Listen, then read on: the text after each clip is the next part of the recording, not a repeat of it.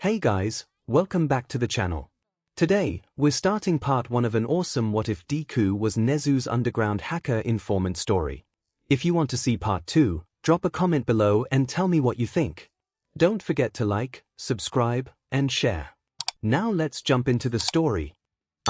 Nezu, Dad, sir, why am I here? Midoriya sat down on one of the 3 chairs in Nezu's office and clasped his hands together in front of him. It seemed like forever ago when he was nervous just being in this room. Well, when he was really nervous. Cutting to the chase, I have need of your services again. Nezu replied, sipping his never-ending tea from behind his desk. Midoriya ran a list through his head of what that could mean. Do I need to find blackmail on someone again? Because although it's a useful skill, apparition isn't really supposed to do that, and even just thinking about it makes me uncomfortable. He paused. I mean, unless they're a villain, then it's fine. But last time it wasn't, so I figured I should ask. Midoriya rambled and Nezu chuckled. Actually, this is about the League of Villains. Midoriya sat up straighter in his seat and a spark lit behind his eyes. The League of Villains was Midoriya's new project of late, him trying to figure out where they were located and who were involved with them. And then give them some payback. Oh. What do you need D for? Do you have any more information? Nezu's grin changed into one that signaled mass destruction and put his china cup down. Izuku gulped.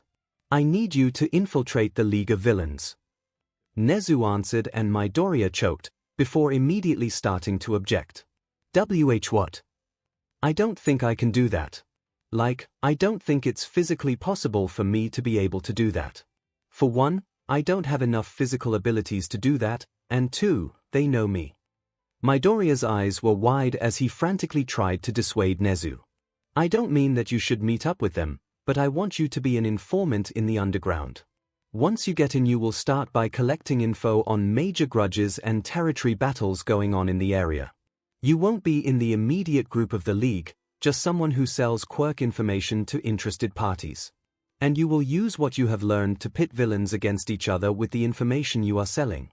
Not only will this help to take down important villains, but you'll be able to build a name for yourself and keep updated on the League's happenings. Nezu smirks and Midoriya can't really see an issue with that. That's really genius actually. Midoriya replies and Nezu nods. I'm glad you agree.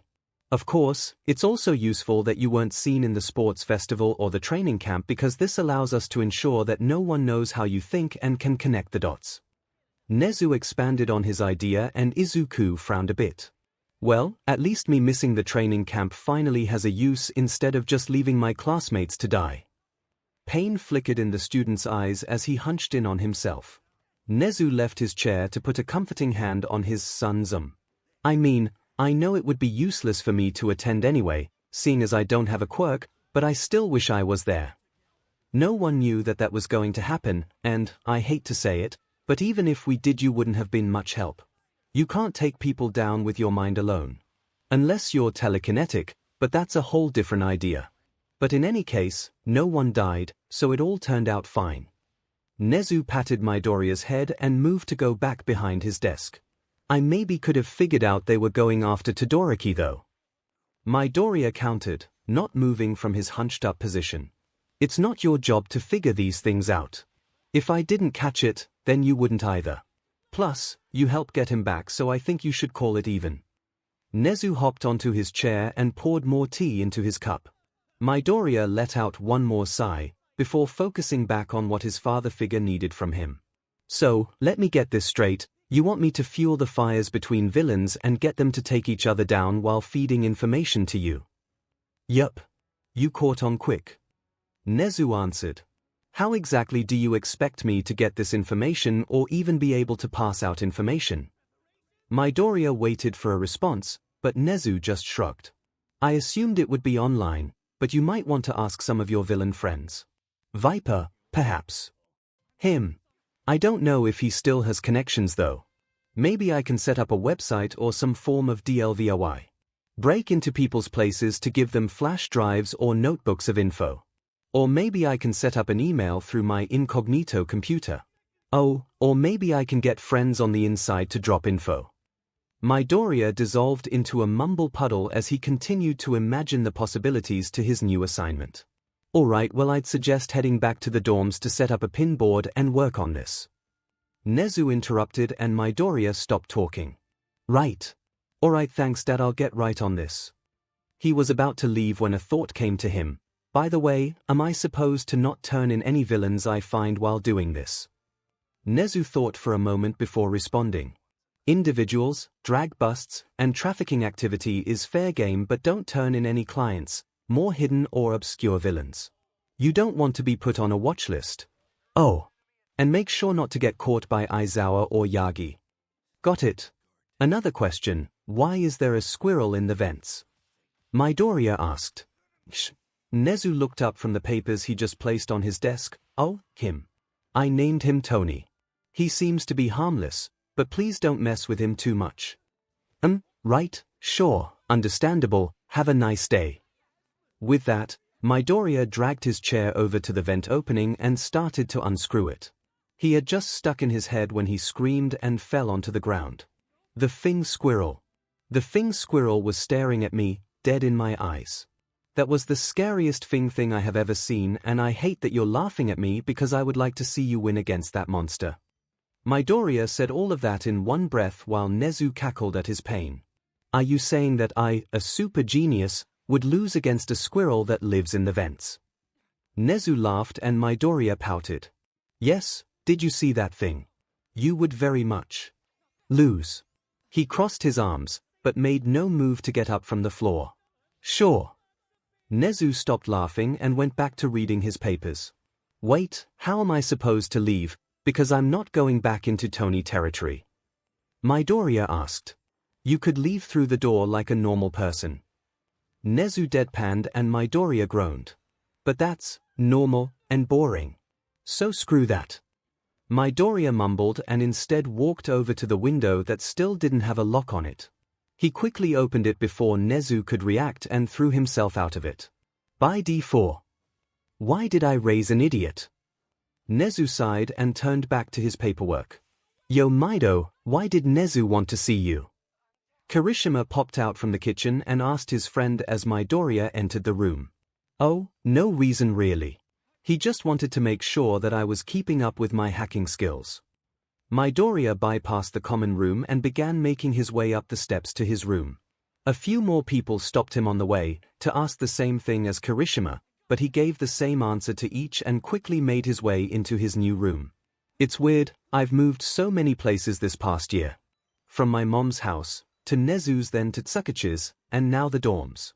I bet I could have even stayed at Dadzawa's if I wanted to, but that's Hito-chan's area and 𝐿 had custody over me anyway. Now that no one was pressuring him over what his father figure wanted, Midoriya quickly pulled out his phone and started to text Viper. You meet the weirdest people when you get arrested. Innocent. Hey hero, I need info. Guilty. About what? Innocent. Your villain days. Innocent. Sorry if it's an uncomfortable topic, but it's for a good cause. Guilty. It's fine. What do you need to know? Innocent. How to create a villain webpage. Guilty. What?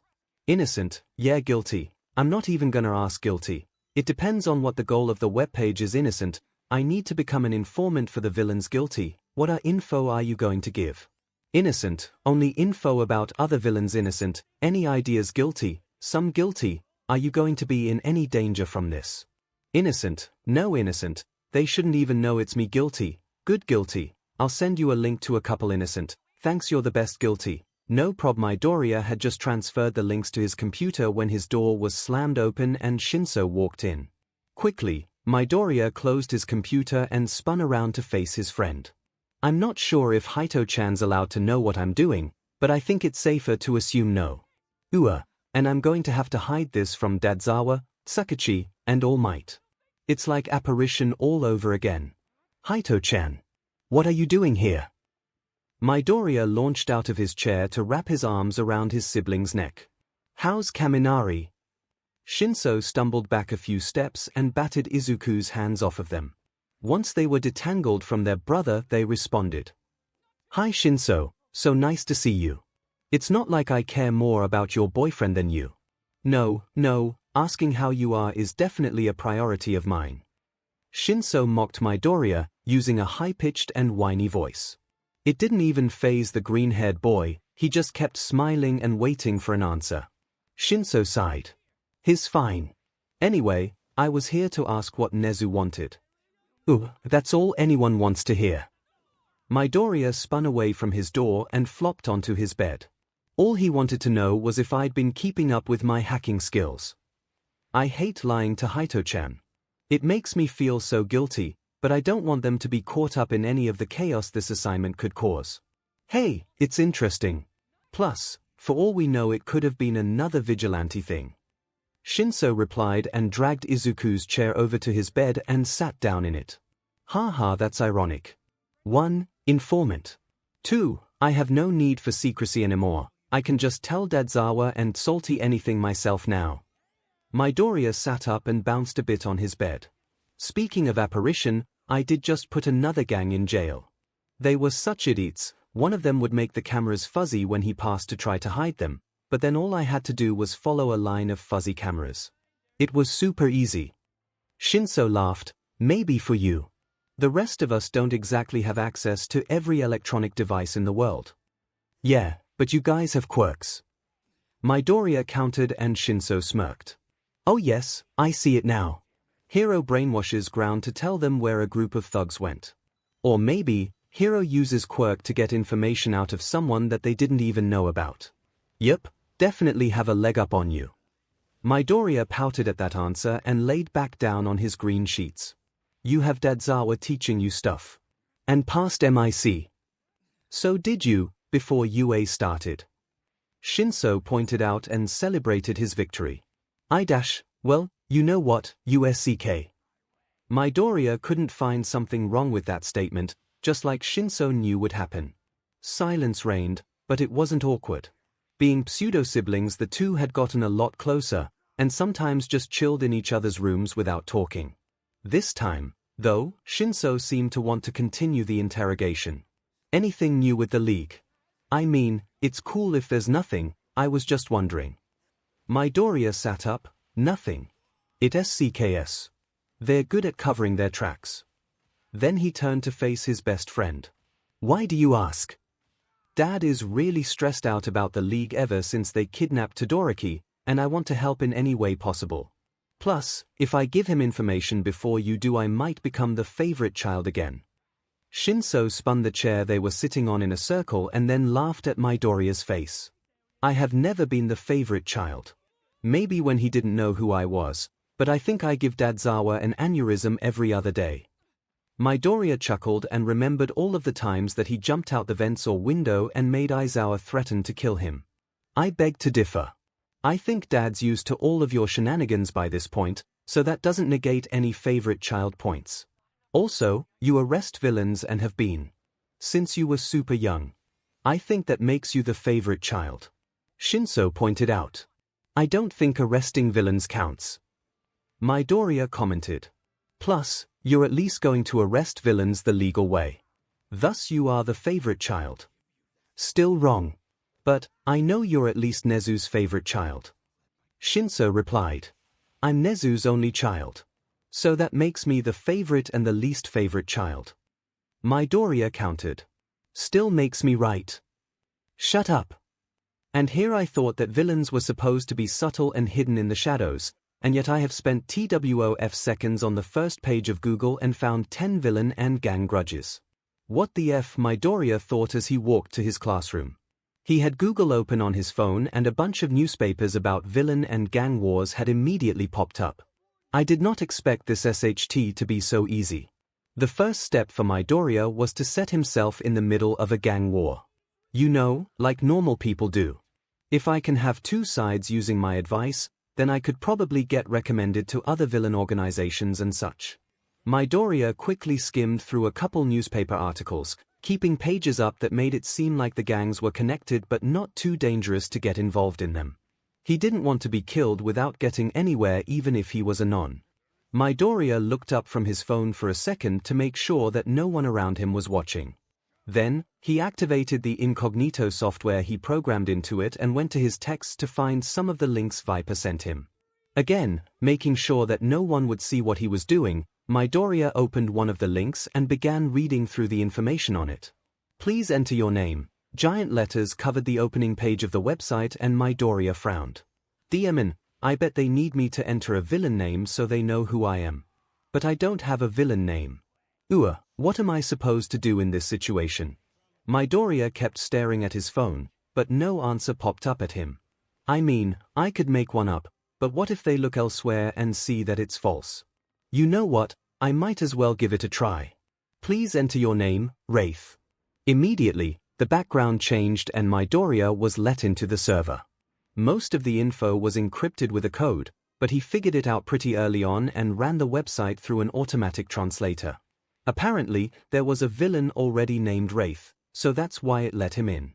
Wraith had been missing for a couple of years, but no one bothered enough to put a safeguard on his login. Hey, good to know. Must have been a big shot in the underground if they were that confident that he's alive. I'm just glad that I could keep my ghost theme and get in. Now that he had access, Midoriya quickly started to look through to see what he could find. It seemed to be an organization contact website that listed jobs and up-and-coming villains. There was even a mention under some titles of their enemies as to not create conflict with workers. Wait, the League and 𝐒𝐻𝐻𝐼 are enemies. DMN, that's literally everything I could want or need at only a small cost. My life. Yeah, no. Still, keeping his options open, Midoriya didn't close the tab right away. While he changed tabs, he finally reached the door to his classroom. He quietly opened it and sat in his seat, totally blocking out the rest of the world. Now that he had the website, it was time to cross-correlate the gang's villain organizations he had found and check if they have any jobs open. Going back to the first newspaper article he found, he skimmed the article until he found a name he could search. Molly's Boys. Maybe they do stuff with drags. Whatever, I might as well start with them. He quickly typed the name into the search bar and waited for the screen to load. While he was doing it, he got a text from 𝐿. Sib from another crib purple. Why are you staring at your phone purple? Is it another assignment? Green. No, just looking through some stuff. Green. It never hurts to be prepared. Purple. That's true. Purple. And once again your grammar is atrocious. Green. I'm so offended right now. Green. Also PLZ, tell me when class is starting. Purple. Don't worry, I got you. Clicking out of the chat, Midoriya looked back at the available job options in Molly's Boys. OMG, the name. Why are villain names always so weird? That's such a terrible name. None of them were very interesting. They were mostly for bodyguard or theft jobs or other stuff that Midoriya had no skills at. Until suddenly a headline caught his eye. Looking for a skilled thief or kidnapper to capture subject $1 million. Subject is known as a 4-year-old girl located with the 𝐒𝐻𝐻𝐼. Risk level, pardon me, but what the F? These villains are going to try to get others to kidnap a girl. That's a whole new level of villainy. And why the F is a 4-year-old girl in the 𝐒𝐻𝐻𝐼? He would have continued his mental breakdown if Aizawa hadn't walked in to start class. Sib from another crib purple. It begins. Green. Thank he didn't get another chance to continue his work until he got back to his dorm later. After convincing 𝐿 to give him some space to work, he pulled out his rolling corkboard and began to print and pin up different info he had found. Using blue for rivalries, green for alliances, and red for potential jobs and places, he began to research and string together most of the villain organizations in the area. At around 6:30 a.m. he finally took a seat and admired his work. DMN, when Nezu said this would be beneficial and easy, he wasn't kidding. I can't believe I never thought to do this before. His thoughts were interrupted by his phone buzzing. Sib from another crib purple. Hey, you didn't have dinner. Green. Oop, my bad, I was busy with some dad stuff. Purple. Fine, but you're not missing breakfast, so get down here. Green. Fiend. 1 sec. Opening his phone, he saw that he still had the job offer from earlier open. He clicked on the tab and opened up to the offer again. Looking for a skilled thief or kidnapper to capture subject $1 million. Subject is known as a 4-year-old girl located with the 𝐒𝐻𝐻𝐼. Risk level, A. If found, contact XXXXXXXXXX for more information. If you call but don't have the girl, expect to be missing a few fingers afterwards. Who the hell would order this? What 4-year-old girl is so important that both powerful villain organizations want her? Midoriya kept staring at the screen. Well, I guess that's what I should find out. What do you mean we can't rescue her? If other villains and the 𝐒𝐲𝐻𝐼 want this little girl, then it's probably a good idea for them not to have her. Midoriya screeched at Nezu while pacing back and forth near the door he barged in through a few seconds ago. We don't have enough information right now. We can't just try to take down the 𝐒𝐻𝐼 without knowing why we are. Nezu replied calmly. Midoriya stopped to stare at him. She's 4. She's Fing 4. No 4-year-old should have to go through this SHT. It's up to us to help her. We're heroes. Midoriya looked like he wanted to punch something, but instead went back to pacing back and forth. We don't even know if she's there by choice or not. I'm not taking the chance that us heroes might become accidental kidnappers. Nezu retorted, not even fazed by his son's anger. She's 4. Did you not hear that? She wouldn't know better. And she's called subject. How clearer can it get? Midoriya yelled, angry that Nezu was so easygoing about this. We don't have any information right now. I'm not sure I'd be able to get other heroes involved because we also don't have any information about this girl. Nezu countered, but even he looked guilty about what he was saying. I'm sorry Izuku, but I don't think it'll work out. Don't give me that bullshit. Midoriya's tone darkened. We raced off in a second to rescue Todoroki with less information than we have now. We didn't even know where he was. And also, your sad excuse that heroes won't help us on this is a load of CRP. If they won't help us take down a powerful villain organization and save a little girl, then they don't deserve to be heroes. Midoriya, don't let your emotions get the best of you. I know you want to save her, but we don't have all of the facts at this moment. You just heard about this from a dubious at best website. There's nothing we can do right now, and you know that. F that. With that, Midoriya whipped around and stalked out of the door. Heh, he finally went out the door. Nezu commented, and sipped his tea. I can't believe that Nezu would say something like that. That's terrible. She's 4, she's so young and has probably been put through so much. I can't deal with this right now. With that thought in mind, Midoriya walked faster and quickly made his way towards his room. Slamming the door far too loudly, he took a seat at his computer and thought for a moment. I could always just do it myself. I could get her out only using my brains. Become apparition once again and take down the people who need to be taken down until I get her out. Okay, I need a plan. So, what do I know? Subject is a 4-year-old girl who is a valuable asset to the 𝐒𝐻𝐼. She must be very protected as her existence is obviously not that well kept of a secret. And I have to help her. Midoriya paused. But, again, she must be super protected. There's no way I could get anywhere from the organizations I have listed, he sighed. I'm not really going to do this, am I? Damn it, I totally am. Opening a text chat to the informant he'd seen when browsing through the dubious at best website, he typed out a quick offer and sent it. I was going to be careful, but at this point screw trying to be cautious. There are children and friends mixed up in all this and I'm not letting this CRP go on any longer. Unnamed chat Jiran. I'll see what I can do. While he was on his phone, another text came through. Sib from another crib. Purple. Hey, is everything okay?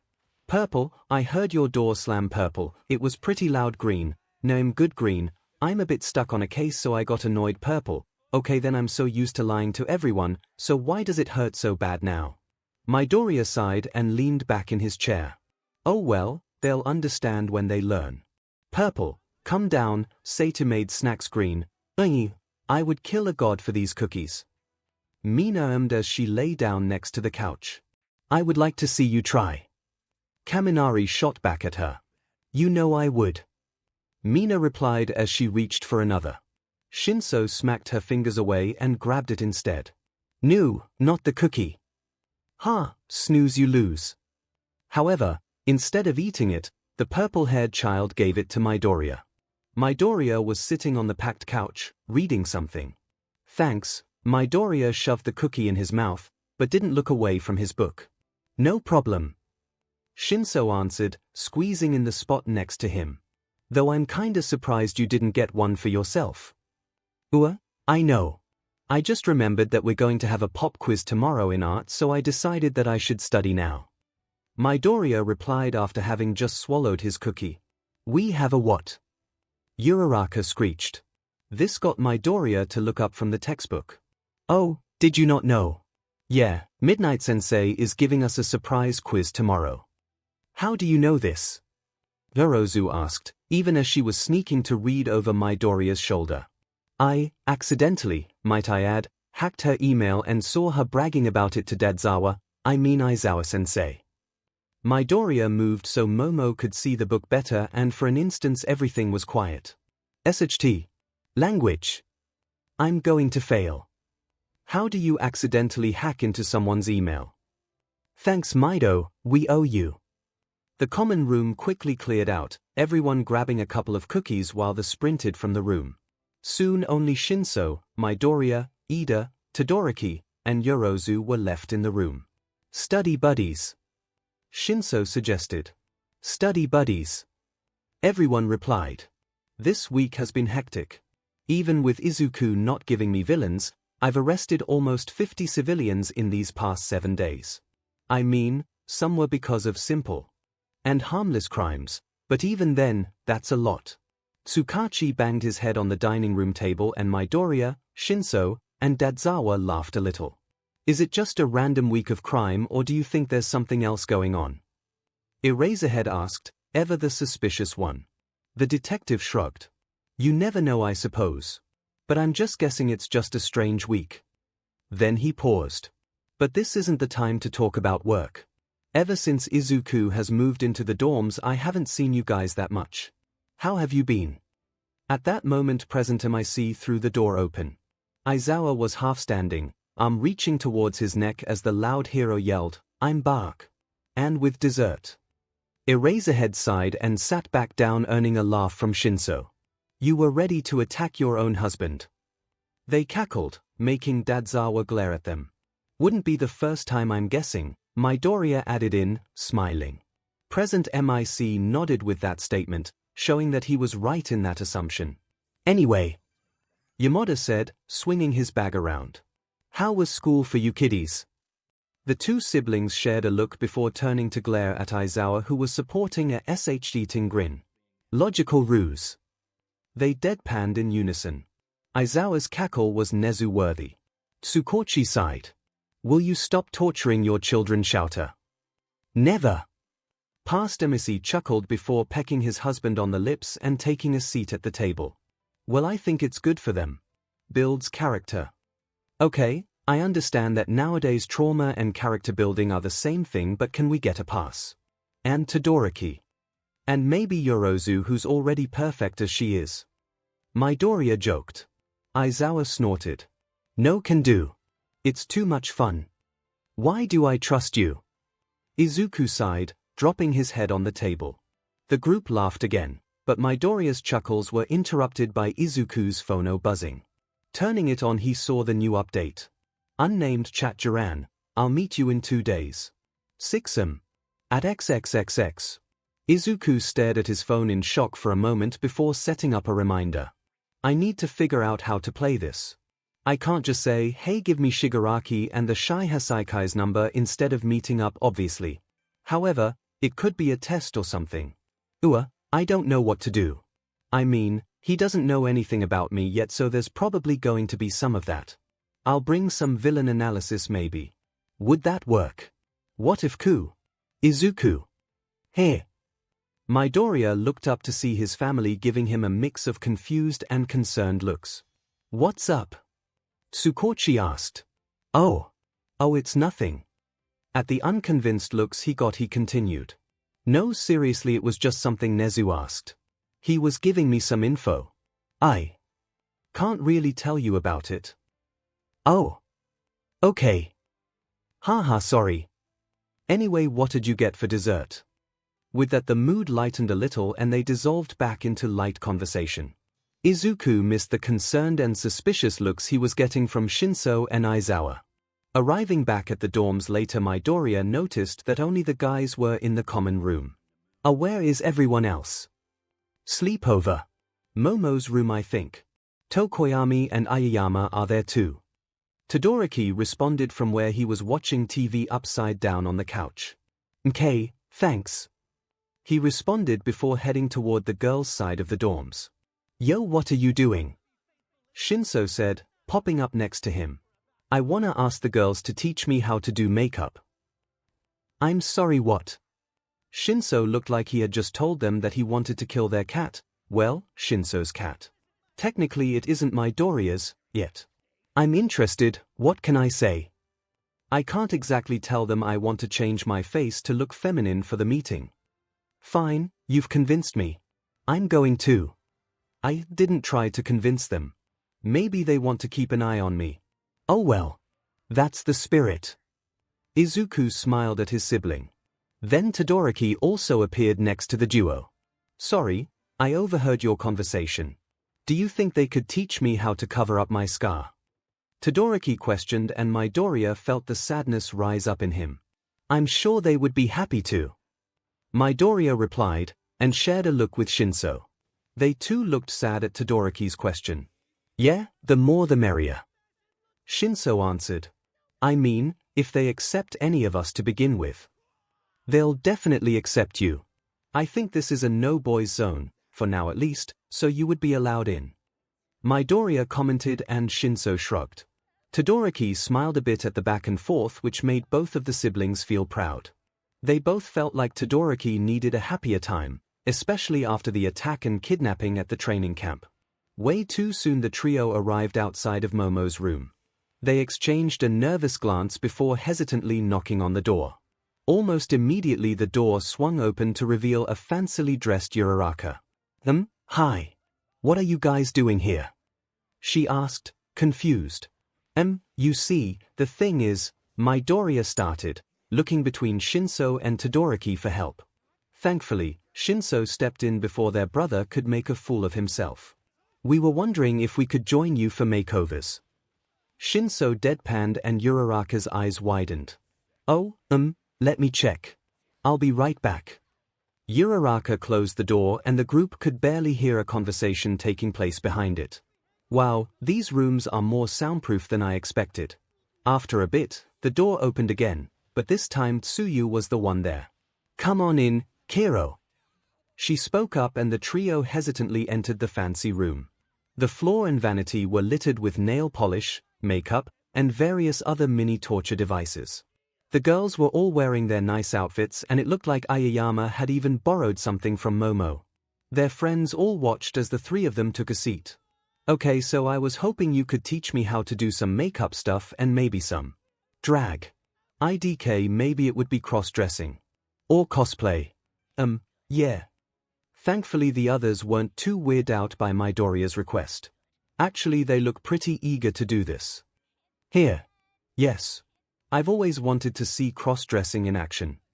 Toru shouted. Suddenly he was face to face with a very interested-looking Momo. Okay, so the most important things about makeup when it comes to women, and anyone really, are eyes, lips, and cheeks. You can also to contour and eyebrows and all kinds of fun stuff, but those are the basics. Are we doing the whole shebang or just simple stuff? Simple. I want to make myself look like I'm a girl, maybe older too, 20-ish. Izuku responded. Okay. I'm not even gonna ask why. We are non-judgmental in this room, she said as she turned the boy's face in her hands. He caught a glimpse of Gyro assisting Todoroki, and ♀♀, who was actually doing their own makeup over in the corner. Okay, so you have fantastic skin. I dunno how you do it with the amount of stress you're always under and your frankly terrible eating and sleeping habits, but whatever.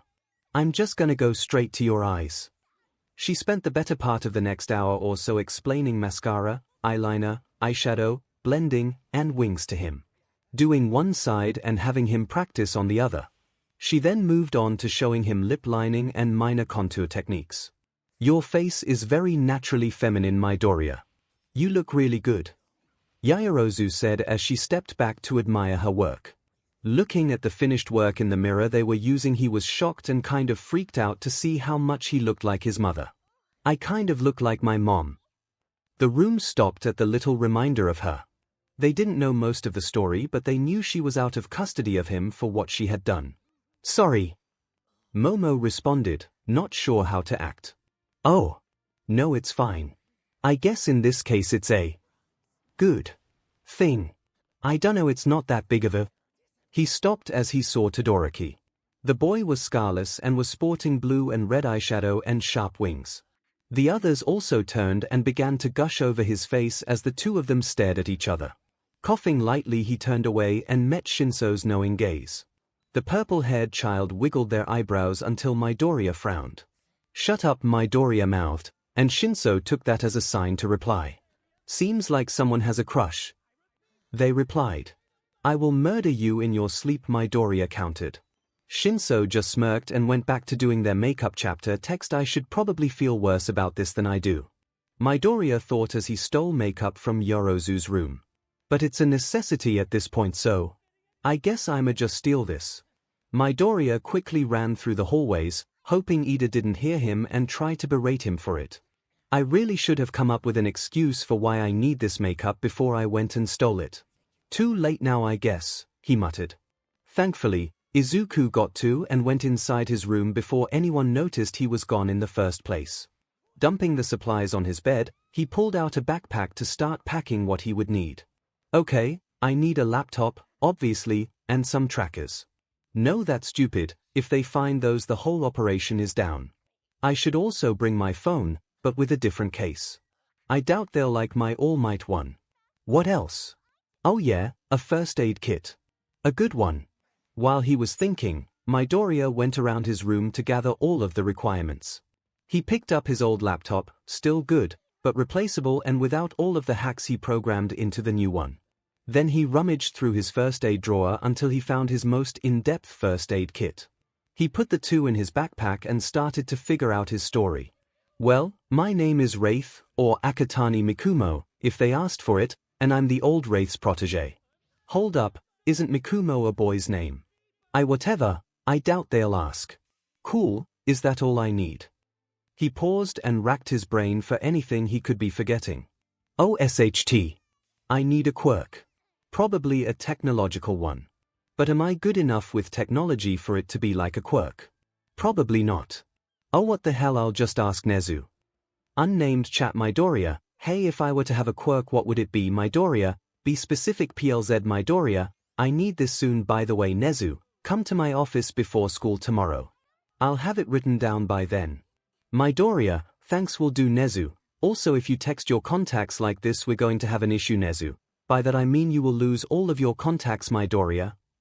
Midoriya, "I will, don't worry Midoriya, but I still feel offended." With that in mind, Midoriya went on to the next order of business.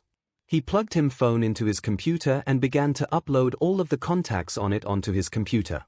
That way, if the meeting goes badly, his dads have a way to access who he was talking to and take them down. While doing that, he noticed a file on his phone. "Hey, wonder what that is?" Midoriya clicked on the file and it opened up to a list of potential villain hideouts. "Whoa, I remember this. I can't believe I still have it on my phone." The list was from about 4 years ago, when Midoriya didn't have the means to confirm the locations. He checked the time left in the upload and it read 1 hour remaining. "Well, I do have time to look through these again." He clicked on the nearest cameras and watched them while waiting for the upload to be completed. In that short hour, Izuku had confirmed that 7 out of the 11 potential sites were villain hideouts. The Ghosts Who Smile Back apparition. "Yo yo yo, I got news for you, Deadzawa." "What?" Apparition. 3DNG8N apparition. "That 7 hideouts apparition. Thief been active for around 4 years. Salty, you're sure?" Apparition. "Not about the years part, but they are active. Salty, Aizawa, how soon can you be at the first one?" Deadzawa, 10 minutes. Salty, got it. See you there. Salty, thanks. Izuku apparition. NP Dad, well, that was satisfying. I hope the information I gave will help them. Just then Midoriya got another notification from his phone. "Sibs from another crib. Purple, I'm coming to your room. Purple, so you better be there when I get there. Green, chill him here. Green, but why Purple?" "Green, I'm concerned." Purple. A few seconds later, Midoriya's door was shoved open and Shinso spun into the room. They made their way over to Midoriya and gave a creepy smile. "Hi Hito-chan. Why exactly are you here and smiling like you're about to kill someone?" Midoriya cautiously asked. The smile grew larger. Someone has a crush, ♯Shinso sang, and Midoriya grew pale. Nope. Not a chance. That is a lie and you are a liar. Midoriya tried to move away from his sibling but they latched on his arm. So you weren't blushing when you saw how pretty Todoroki looked with makeup? Shinso replied. I was not. Midoriya agreed. So you don't think he's pretty? Shinso continued. No, well, I mean, he is pretty, but that doesn't mean anything. Everyone thinks he's pretty. Midoriya had by then realized that he had dug himself into a hole and was trying, and failing, to get him out of it. You know what, I'm going to call your boyfriend and make him make you leave. Shinso didn't even seem fazed by the threat and instead allowed his brother to do so. Shinso support chat, we stan Hito-chan. Get your SO out of my room, we stan Hito-chan. Soon PLZ, love Shinso, K. I'm coming this time. A knock revealed a presence outside of Midoriya's room rather than someone kicking down the door. Yes, come and take your significant other away. They won't stop bothering me. Midoriya screeched and the door opened and Kaminari stepped in. Babe, what are you doing? Kaminari asked and Shinso smiled. Nothing. I'm only interrogating my brother about his crush, Shinso replied, and Kaminari joined the creepy smile club. Oh, do tell. Nope. You betrayed me. I refuse to be ganged up like this. Midoriya rushed out of the room while Shinso and Kaminari laughed behind him. Midoriya looked over the paper one more time. Quirk, code vision. Whenever I look at something on a computer or any other type of technology, I'm able to see the code of it. Not easy to disprove. Thank you, Nezu. Although, this is maybe more information than I needed. I don't think they're gonna ask whether it's annoying whenever I watch TV. Still, never hurts to be prepared, I guess.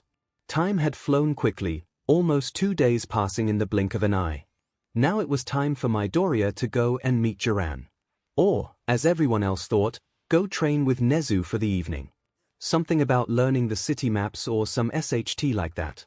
I'll have to recheck my alibi with him once I get back. Izuku slipped out of the dorms as quietly as he could. He cringed at the feeling to the makeup shifting on his face and had to stop himself from itching and picking at it. Turning to make sure no one had seen him leave, he started to make his way to the location Jiran had given him. 2 trains and a short walk later he stopped in front of an abandoned warehouse. First time in the field, this'll be Fuun. Slipping through the break in the planks boarding the building shut, he stepped into the dim, dusty room. It was dark enough that his eyes had to adjust even though he'd just been outside in the dark. He was startled by a voice coming from the back of the room. Well, hello there. Wraith. Care to explain? Jiran stepped out of the darkness, so dramatic holy SHT, and lit a cigarette to illuminate his face. Like I get he's a villain, but what's with the ominous explain what, exactly? Midoriya changed his voice in his best interpretation of a female voice and hoped it worked. That along with his blouse and floral skirt made him look like a pretty convincing girl. The fact that you are not who you say you are. Jiran continued, not moving a muscle. I think you are confused. Although I may not be the wraith you thought I was, I have taken up their mantle. So, is that an issue or not? Midoriya retorted. I'm going to die. This was a terrible idea. No, of course not. Jiran stepped forwards and pulled out a phone. Now, I'm going to record this conversation and then send it to the higher-ups. Is that okay with you? Of course, but might I ask why you are telling me this? Midoriya stepped back a bit, both confused and concerned. It would hurt my reputation to hide these trivial matters from a client. Jiran answered and hit the record button. Now, Wraith, why did you decide to take this job? Is this a job interview? I was interested in the fact that a little girl was so important that multiple people wanted her. I felt that my skill sets would be useful. Midoriya replied, trying to keep his voice calm and not externally freak out. What skill sets? Jiran questioned, while slowly walking around Midoriya. The young boy quickly turned to make sure he was always facing the villain. I'm an accomplished hacker. Midoriya answered, making sure to keep his answers short so that he wouldn't give too much away. And why would that help us kidnap a little girl? Jiran kept pushing Midoriya, but Izuku wasn't about to lose this chance. I'm not saying that I'd be able to steal her myself, but I can get you the Shy Hisaki's floor plans and quirk information. For a price, of course. Oh god, I hope I'm doing well. Of course. Well, that's all I need to know for now. I'll contact you if they decide to use you. The villain disappeared back into the shadows and Midoriya heard a door open and close. Holy SHT, that was one of the most stressful experiences of my life. Let's hope it was worth it. Midoriya turned around and made his way to one of the other doors in the warehouse. Once outside, he accessed the cameras nearby and made sure that no one was following him. No one was. Hightailing it as fast as he could to the nearest store, now very glad he decided on sneakers, Midoriya quickly locked himself in the nearest non-gender-specific bathroom and got out the makeup wipes. I don't want to go into UA grounds looking like a girl. That would be super embarrassing, especially if someone catches me. If they catch me looking like me, then I just have to use my cover story from Nezu. Walking around in the evening wouldn't be the weirdest thing he's made me do. After about 10 minutes of trying to make sure he was looking like himself, Izuku changed clothes and left the store. As he walked towards UA, the student flipped through the cameras he walked past on the way to the store and made sure that it wasn't obvious that he and the woman entering were the same person. Magically, it wasn't, especially since another guy with green hair had entered the store earlier and had not left when Midoriya did. If someone was just skimming through the footage, it would probably look like they were the same person. It only took about 5 more minutes of walking before Midoriya was in front of the gates of UA. He did not have his ID with him, just in case Jiran or someone else wanted to really see who the hell he was, but Nezu was hopefully watching the cameras and would let him in. He did. At that point, it was easy goings. All Midoriya had to do was walk into the dorms, grab a piece of dinner, and get into his room before he had a mental breakdown. I was going to die, oh my god, I was going to be killed. Why the hell did I think it was a good idea to interview with Jiran? That's so stupid. Not to mention the fact that I probably left a million clues about myself and my identity. Yeah, I should probably clean that up. Unnamed chat Izuku, not sure I need it, but can I have some help cleaning up some footage? Nezu, of course. Better safe than sorry. Nezu, I'll see what I can do. Sighing, Midoriya ate off the plate he brought up without much emotion, typed a good night to ♀, and collapsed in his bed, asleep. It was only 8 o'clock, but a lot had happened. We're going to do another battle simulation. All Might shouted into the classroom and the entire class cheered. However, IT will be a lot different from the last one, and Aizawa is even here to help out. Aizawa sighed but did not leave the room. He's never joined a battle simulation before. Either this is going to be a lot of fun or we're all going to die horrific deaths at the hands of our teacher. Today's exercise will be a stealth operation. You will have 5 minutes to hide and then it will be up to Aizawa and myself to find you in the allotted 30 minutes. The class alternated from excitement to poorly hidden horror. Midoriya himself was excited. This is exactly like what I did before coming to UA. So, this is everyone versus you and Aizawa-sensei? Midoriya asked and All Might nodded. So we can work together then. He looked a little more confused, but nodded again. With that in mind, Midoriya sent a quick text to the class group chat to tell everyone to meet up with him right before the exercise started. He quickly got back texts of agreement from the whole class. How do they all text so sneakily? It took me years to learn. Anyway, are there any other questions? Aizawa asked and everyone shook their heads. Great. Get changed into your costumes and meet me at Ground Gamma. You have 10 minutes. With that, their teacher walked out of the door, All Might following behind. Everyone quickly followed their teachers, not wanting to make the simulation any harder than it was already going to be by being late. So, what do you have in mind? ♀ asked as they jogged with Midoriya from the changing rooms.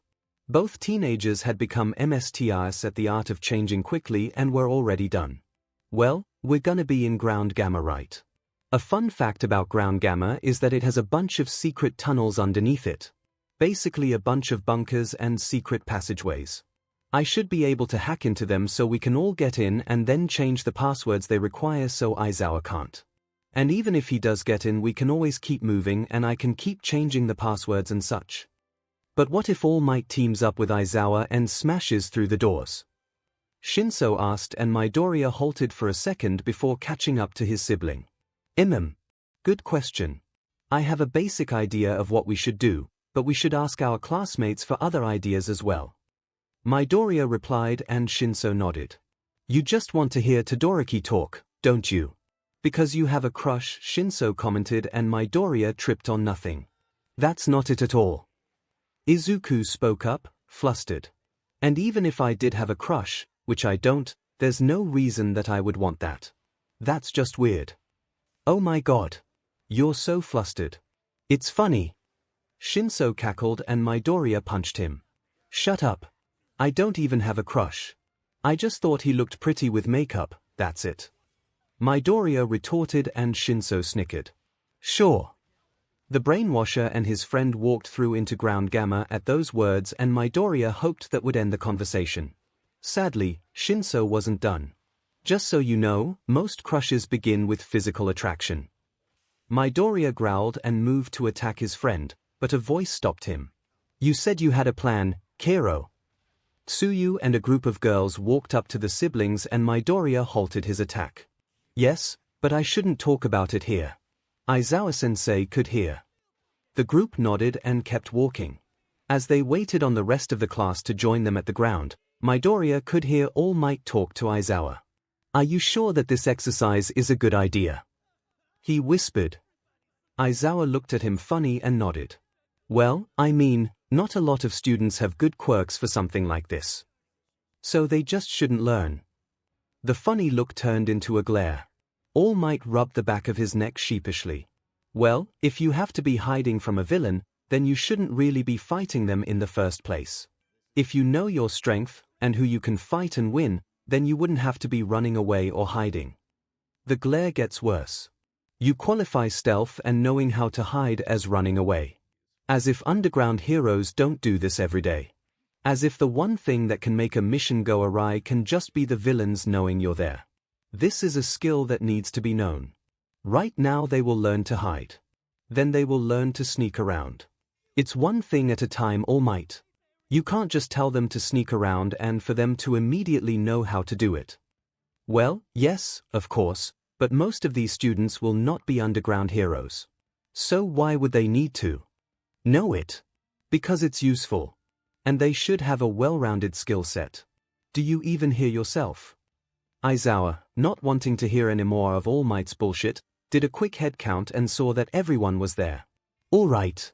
I'm opening the gate now. You have 5 minutes to hide. Go. The gate opened and the students quickly ran through. Then, for about 30 seconds, they all ran away from each other so it looked like the classmates were splitting up. Once everyone was back where they started, Midoriya explained what was going to happen. Yeah, I think that'll work. Gyro whispered at the end. Especially if Shoji and I work together to listen for anyone coming near. Everyone nodded in agreement. But what if All Might tries to smash through the bunker walls? Shinso brought up the point he talked about with Midoriya. Well, I hate to be this person, but since it's the best plan we got, I say we go to the tunnels and deal with the little stuff there. We're wasting time just sitting here. Kirishima butted in. Realizing that, just sitting there wouldn't do anyone any good, the heroes in training started following Midoriya into the underground tunnels. By the time they got to a good room to stop in, and Midoriya had changed all the passwords and such, they still had a minute left of time. You guys ready? Midoriya asked. You bet. The bunker filled with quiet cheers and Midoriya smiled. Well, then let's begin the wait, and with that he shut the open door. As soon as the door closed it was like a dam broke, chatter filling up the room. Mostly about what to do if All Might decided to say hi. Deciding that it might help his fellow students, Midoriya took out a map he had stored in one of his pockets, a map of the underground tunnels and bunkers, and put it in the middle of the room. Figure out our escape options, he said before turning back towards his tablet. After several seconds of typing he had the ground gamma cameras up, moving from one to the other and programming his computer to immediately show any camera feeds that have motion. Okay, do we have escape plans set up? Hearing Midoriya's voice, Nezu lifted up the map for him to see the different colored lines going throughout the map, some of them winding around in no discernible pattern, and some of them showing a way to go to the surface as quickly as possible. Wow, that looks fantastic. Great idea making the highlighters, Nezu. Also, I now have the cameras for ground gamma up, so we have their ears. He pointed at Gyro and Shoji, and my eyes. I think we got this. Quiet cheers filled the air along with beeping from Izuku's phone. Alright, that's the end of the timer. Everyone be as quiet as possible, the simulation starts now. It was strange to hear all the noise stop suddenly.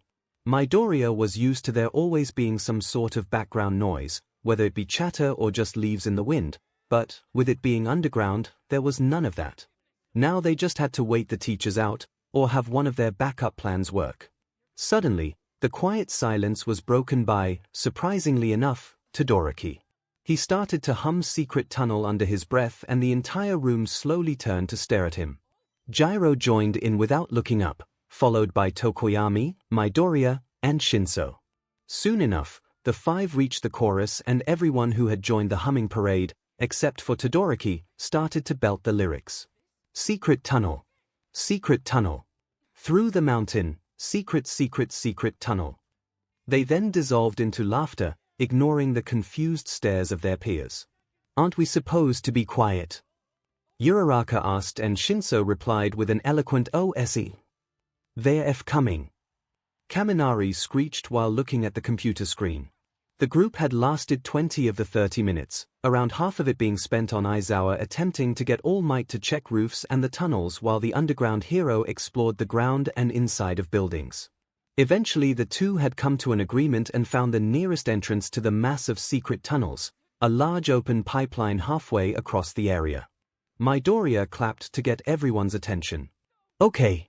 Once they get here, he pointed at the map, we're going to begin scattering. Take to the buildings, roofs, anywhere obvious. Seal yourself in a room if you want to, but it's All Might so it won't really matter. Stay low, listen closely, step lightly, got it. There was a chorus of responses and the lookout group took to watching the screen intently. After another 5 minutes the teachers made it to the checkpoint, having had to move slowly in the dark passages to avoid sneak attacks and check the tunnel maze thoroughly, as well as break through and decode numerous doors. The class quietly checked their escape plan and began to move out, fanning out in every direction. Ida, Zero, and a few other students made their way outside and up to the roofs where they could be mobile. Kaminari, Gyro, Hitoshi, and other students with hand-to-hand quirks hid in the buildings on various floors. Izuku and Momo decided to stay in the tunnels and moved in their own directions, setting traps and cutting off entrances as they went. Hiding in the dark is for villains. True heroes stand up and fight. All Might shouted as he walked closer and closer to where Izuku and Momo had broken off, and Midoriya had never been happier that he wasn't that close to them. His sigh would have given him away. I envy everyone you've never met. Aizawa groaned loudly next to him. I pray for him every second he has to work with the star-spangled skeleton over there. Turning on his heat vision he watched as the two teachers moved closer to where he sat today. Moving backward he began to walk further into the maze, checking behind him frequently and watching his tablet to make sure he didn't get stuck. You underestimated your students, and because of that we shall win. OMG, that sounded so cheesy and cliché. Because the tunnels were so long and winding, it took both teachers 5 minutes to scour the entire thing. Which meant that the students only had to stay hidden for another 5 minutes. During those 5 minutes, Class 1A got a pretty good system going. Midoriya, now on a rooftop, was periodically updating everyone else on the teacher's location. Whenever the two went to a certain area, the classmates would evacuate and go as far away as possible. Now this didn't always work, especially when Aizawa and All Might decided to start running, but the class figured it out. If they got really close to where someone was hiding, that person would tell the group chat and everyone would help them figure out an escape plan. So far it had worked perfectly, no one had been found. Midoriya looked back at his screen, where only Aizawa was shown, the two teachers choosing to split up, since they hadn't found anyone yet. Eraserhead was looking slightly more annoyed than usual, most likely because he was wandering around the ground without finding anyone, but if you looked hard enough you could see he was actually very proud. I bet he thought he would have found someone by now. Suddenly, an alert popped up on his tablet screen. Movement in area. Quickly switching to that screen, Izuku could see All Might walking through an alleyway. Specifically, if he remembered correctly, the alleyway Mina was hiding in. Class 1A Midoriya, Mina don't make noise. I think All Might is in your alleyway. Uraka, where is he? Midoriya has sent a location. Yorozu. Oh yes, I believe that is where Mina is, but don't worry. I don't think he'll find her. Kirishima, why not? Yorozu. Well, she asked me to make some construction tubing for her to hide in and pretend to be a part of the architecture. Midoriya, wow, I think I see her. Midoriya, I don't know. All Might just walked past her. Mina. Ha ha ha ha, never underestimate my genius. Shinso, don't try that with Aizawa though, he knows that those are in the infrastructure of a house, and not outside of it. Yorozu, they can be outside of the house as well. Shinso, not often enough for him not to check if it's a person. Beep beep beep. Midoriya quickly looked down to see the exercise was up. Or, at least his phone's timer ran out. Putting his technology down, the boy stood up and cupped his hands over his mouth. The exercise is over. WhatIfs. No one was found. At his statement he could hear whoops of joy and laughs coming from all over the ground. He even heard Ida shout an annoyed no cursing and Aizawa's groan. Yes, congratulations. You all get hundreds for the day. You have to get back to class in 15 minutes. Their teacher turned around and walked out of the grounds and most of the students followed him. That was epic. Shinso commented once they caught up to Midoriya. I can't believe it worked. Same. Midoriya replied and went to go get changed. After the simulation, Aizawa decided to have a group discussion about it. Can anyone tell me why they think that no one was caught? Zero raised his hand. Well, you spent a lot of time going through the buildings and such while the entire class was underground. Exactly.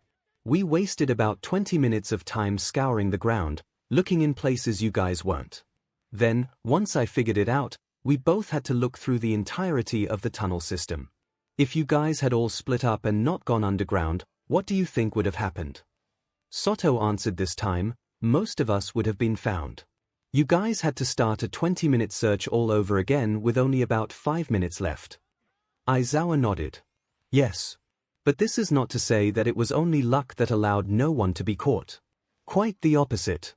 You all worked very well together and it was that teamwork, not luck, that made you all pass the exercise. Keep that in mind for further things like this.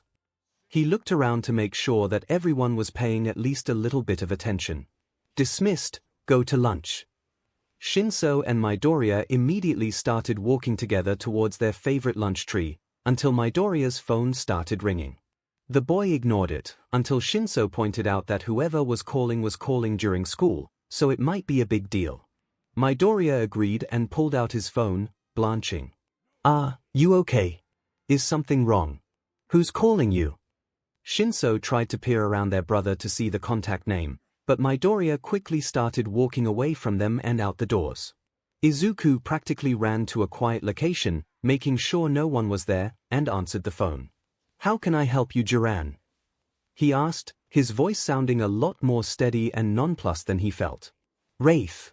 My employers were intrigued by your resume and your answers. But you don't have the job quite yet. Not until you pass their test. Midoriya's face paled even more, not that he though that was possible. Of course. Can you send me an email about it? It doesn't seem quite safe to be talking about this over the phone. Gladly. You should get a notification from me soon. Through the app. Oh, and by the way, if you don't respond within 24 hours on whether or not you'll do it, the offer will be terminated. The phone call ended.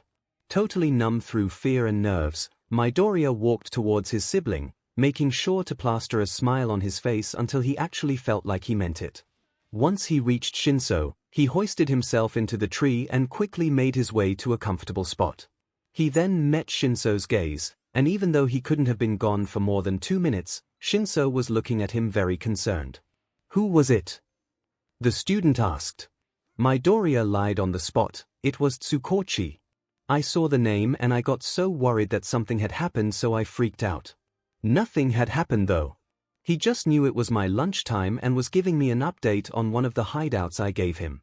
It's been basically dismantled. Well, it wasn't all a lie. 𝐒𝐿 had texted him earlier to say just that. Thankfully, 𝐶 didn't pry any deeper and started to eat, and Midoriya followed their lead and took out his lunch. A little ways into the lunch pier, he heard a notification from his phone, which he steadfastly ignored. That's probably Jiran, but I have 24 hours to answer it, so I'm not exactly going to do that in school. It would be bad if anyone found out. What do you think is going to happen later today? Class is wise, of course. 𝐶 broke the silence and Midoriya pondered the question. Well, we're probably going to begin learning new stuff in Midnight Sensei's class because we just had that pop quiz. But other than that, I'm not really sure. Midoriya answered and 𝐶 nodded their head. That's fair. However, we just finished the early quirks time PRD in history class, so we might get a quiz soon. Do you think it would be a pop quiz? 𝐶 asked. At this point the two students had finished their lunch and was putting it away. A pop quiz would be surprising, so I don't think so. But if we were to be getting one, it wouldn't be any time soon. Midoriya replied. Thank God. I think if we are given a pop quiz today I would most certainly fail, and I don't want to fail. If I fail I have to see Dad and Papa's disappointed looks at me because they are teachers and don't understand that failure is an option because they never fail. 𝐶 bemoaned and Midoriya laughed. You know that wouldn't happen. 1. They wouldn't be disappointed because they do know and understand failing once in a while, and 2. You're doing fine in history. Midoriya comforted. Okay, 1. That might be true, but 2. You're doing so much better in history than me, so shut up. 𝐶 replied. 1. I'm glad you agree, and 2. I'm doing better in almost every class because studying is all I do with my life, so I don't count. Midoriya countered. 1. I don't necessarily agree, but I do see where you are coming from, and 2. You are still a vigilante, kind of, so studying isn't all of your life, so how are you so smart anyway? 1. You just don't want to admit I'm right, and 2. It's called sleep deprivation. I can get more done because I have more time. 1. That is not true, and 2. I'm an insomniac too, so by that logic I should be as smart as you. 1. It is true, and 2. You spend all your time during the night watching cat videos and I'm at my most productive then. 1. It isn't true and we should probably go to class because lunch is almost over, and 2. That's valid and I understand now. 1. You're right on one account, and 2. I'm glad you understand. At that statement, the two teens burst out laughing and began to lower themselves from their perches. I'll race you to class. You're on. When Midoriya finally arrived back at his dorm room, he was both exhausted and overflowing with anxiety. He knew he had to complete whatever tasks Shigaraki had for him in order to fulfill his job, but he was almost too scared to look. What if they want me to kill someone? Or to upgrade their quirks? Or to give them access to UA? Oh, this could be really, really bad. The reminder on his phone to complete the work snapped him from his thoughts. Okay, you can do this. Failing to comfort himself, he picked up his phone and opened the email. Wraith send us an in-depth analysis of the 8 precepts of death. Quirks, families, jobs, any and all specific weaknesses you can find. You have 24 hours. Jiran Izuku sighed in relief at the job. Oh, thank God. This is good actually. This gives me an excuse to do a ton of research on these child-abusing BSTRDS. Plus if I can get the league to take down the Shy and then take down the league, that's 2 in 1. Where to start? He spent the next 4-ish hours collecting evidence. Okay, yeah, maybe I did hack into Night Eye's agency, but desperate times call for desperate measures. He ended up making his way into the cameras of the Shy Hasakai and used them to analyze and collect the quirk info of as many people as he could find. He ended up sending a list of the quirks, jobs, and children of over 25 of Overhaul's members. He also analyzed the fighting styles of the main. Sending the info, he realized how tired he was. Feels like I haven't seen the others in years, wonder if they're up for a movie or something. 6-piece chicken McNobody's green computer screen. Anyone down for a hangout in Haito's room? Purple trash person, why my room? Green computer screen. Wouldn't want you seen my plans for world domination, would I? Electric highlighter. I'm down MF, but we're gay so it's fine. Sounds lovely. Pepsi boy, read quoth the raven nevermore. Only if I can pick the color of the LED's purple trash person, you're all the worst purple trash person, fine. Quoth the raven nevermore, a glorious occasion. MF but we're gay so it's fine, meet in 10. Green computer screen, MK we haven't hung out in such a long time. Midoriya commented as the last of the group entered Shinso's room. The group included Midoriya, Yaozu, Tokoyami, Shinso, Kaminari, and Todoroki. Throughout the year the teens had bonded over trauma and bad taste in life skills and became one of the most non-functioning friend groups in UA. It wasn't that long ago. We all hung out when we had that makeup night. Momo replied while sitting down on one of the multiple cat plushes occupying the room. I wouldn't really count that. For one, there were functioning humans there, and two, Denki wasn't there so it wasn't all of us. Shinso countered, looping an arm around their boyfriend and pulling him closer to their side. But we have now gathered together to celebrate the eternal darkness that rests in each of us. Tokoyami spoke up and everyone stared at them. God, I forgot you were such an emo. Shinso said and Tokoyami looked only vaguely offended by that statement. Like you can talk. Before Dadzawa and past MIC adopted you, you were such an emo as well.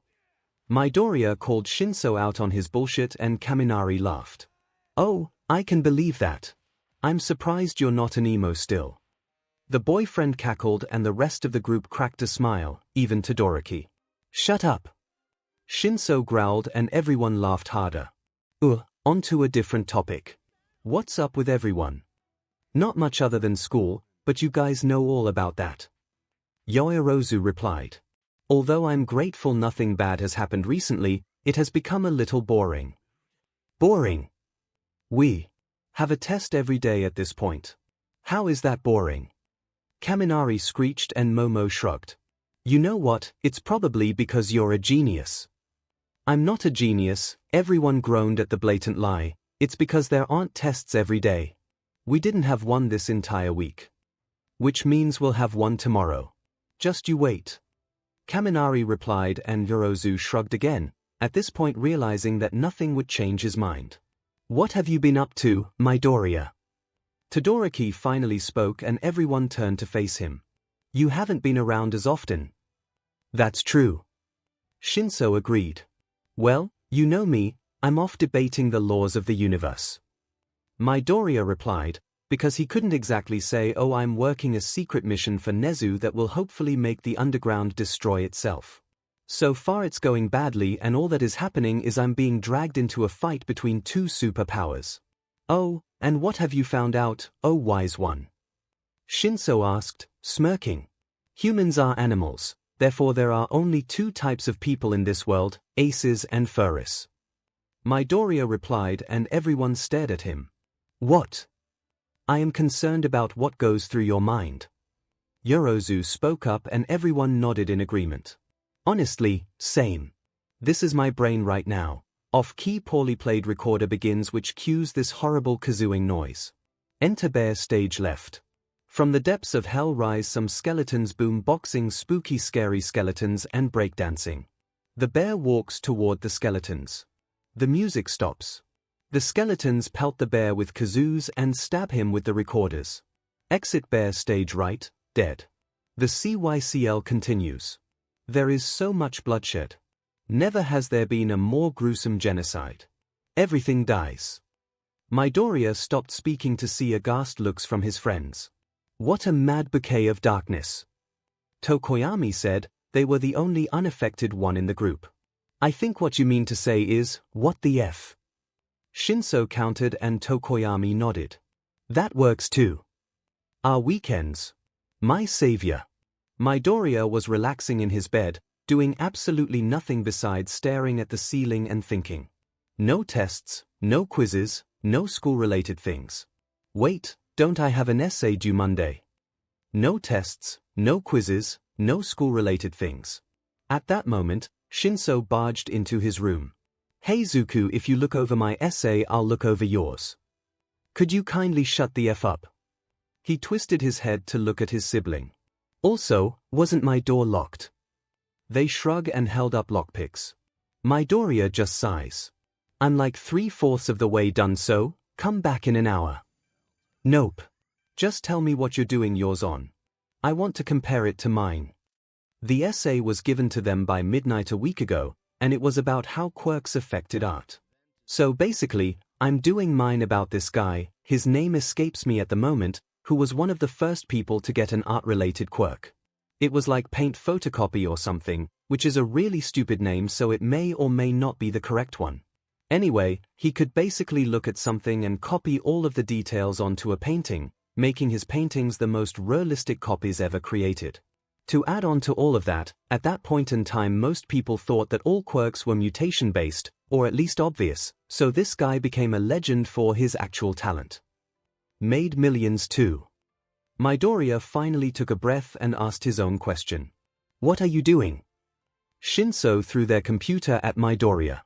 I'm doing how the rise of art quirks destroyed the worth at paintings and sculptures and stuff because it wasn't actual talent.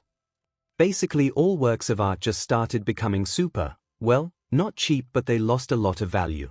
It's kinda cool, because for a long time no one thought that quirk art was real art, so it caused inflation of old art, and all the artists that gained an artistic quirk basically lost all of their income because no one trusted their work anymore. However, since I'm not going to take the time to tell you everything you are just going to read, I'm just going to shut up now. You know, you should try it sometime. Anyway, read it and edit it. Send me yours when you're done. Hitoshi twirled around and swept out of the room with the grace and self-confidence of someone who had finished their homework on time. Midoriya, however, lacked that grace because he had stayed up to 4 AM working on Wraith and apparition stuff, had compiled more information and even sent 𝐶𝐿 and Deadzawa 2 villains, and was planning to sleep instead of work on the essay. Alas, I must help my sibling with their work instead. With that, Midoriya opened up Shinso's computer to see the doc already up. It didn't take too long before Midoriya had read through all 5 pages and changed almost all of them. Hito-chan is too straightforward. They need to add fluff and fancy words or else Midnight won't like it as much. Though, how they got 5 pages of just plain facts is beyond me. I've barely done 3 pages of bullshit. Midoriya changed computers and opened up his ignored tab for his own essay. Almost immediately, the boy got scared into the mindset that is writing a bunch of fancy words with a fact or two every paragraph. In an hour, he was done and he delivered Shinso's computer to them along with getting a promise that his sibling would look the essay over for him. It was just in time too, because his phone buzzed with a text. Please don't be Jiran, please don't be Jiran. Unnamed chat Nezu, please come by my office now Nezu, I would like to speak to you, what you want. Midoriya asked as he walked into Nezu's office. Nezu motioned for him to sit down, but once he did the rat did not set down his cup of tea, which would show that this was a serious conversation. Okay, it's something important if I have to sit, but I'm not in trouble. Or maybe it's just gonna be something that takes a long time. Nezu, knowing that Midoriya picked up on his cues, was able to cut right to the chase. I don't expect you've gotten much of anything, especially with your apparition work, but I was wondering if you have a status report. Or if you need to rant to me. I can understand if this is a very stressful task for you and I have 2 ears that have nothing else to listen to. Oh Nezu, you do care. I mean, I did know that already since you kinda adopted me, but it's still fun to see the evidence. Well, basically all that's been done is I've given Jiran my resume, and I've finished the league's little test. Nezu nodded. So all I can do right now is wait. Good. So, what was the easiest thing about what you've had to do and what was the hardest? Midoriya had to think about that for a couple seconds. The easiest thing was the test. They basically had me do what I've been doing with apparition for years. The hardest thing was meeting Jiran, because I had to have a whole not her identity along with trying to please him. Nezu nodded again, then remembered something. He reached inside his desk to pull out a medical mask. This is a voice modifier. If you put it on it will make your voice sound more feminine. Izuku perked up and looked very excited. It's state-of-the-art. And it doesn't change your voice too much, so if you were to ever take it off they most likely wouldn't notice a change in tone. It's mostly so you can get them to remember your voice being a little more feminine than it is. Midoriya started to thank Nezu and reached over to grab it. The modifier looked just like a medical mask, all blue with the creases, and just as thin. The only difference was that it was a little bit heavier than the average one would be. He quickly put it on. "Hi, I'm Wraith," the vigilante said, and heard, with amazement, his own voice but not. The modifier brought up his tone a little bit and almost added a lilt to his voice. It made him sound pretty confident as well as feminine. "Thank you so much, Nezu. This is perfect."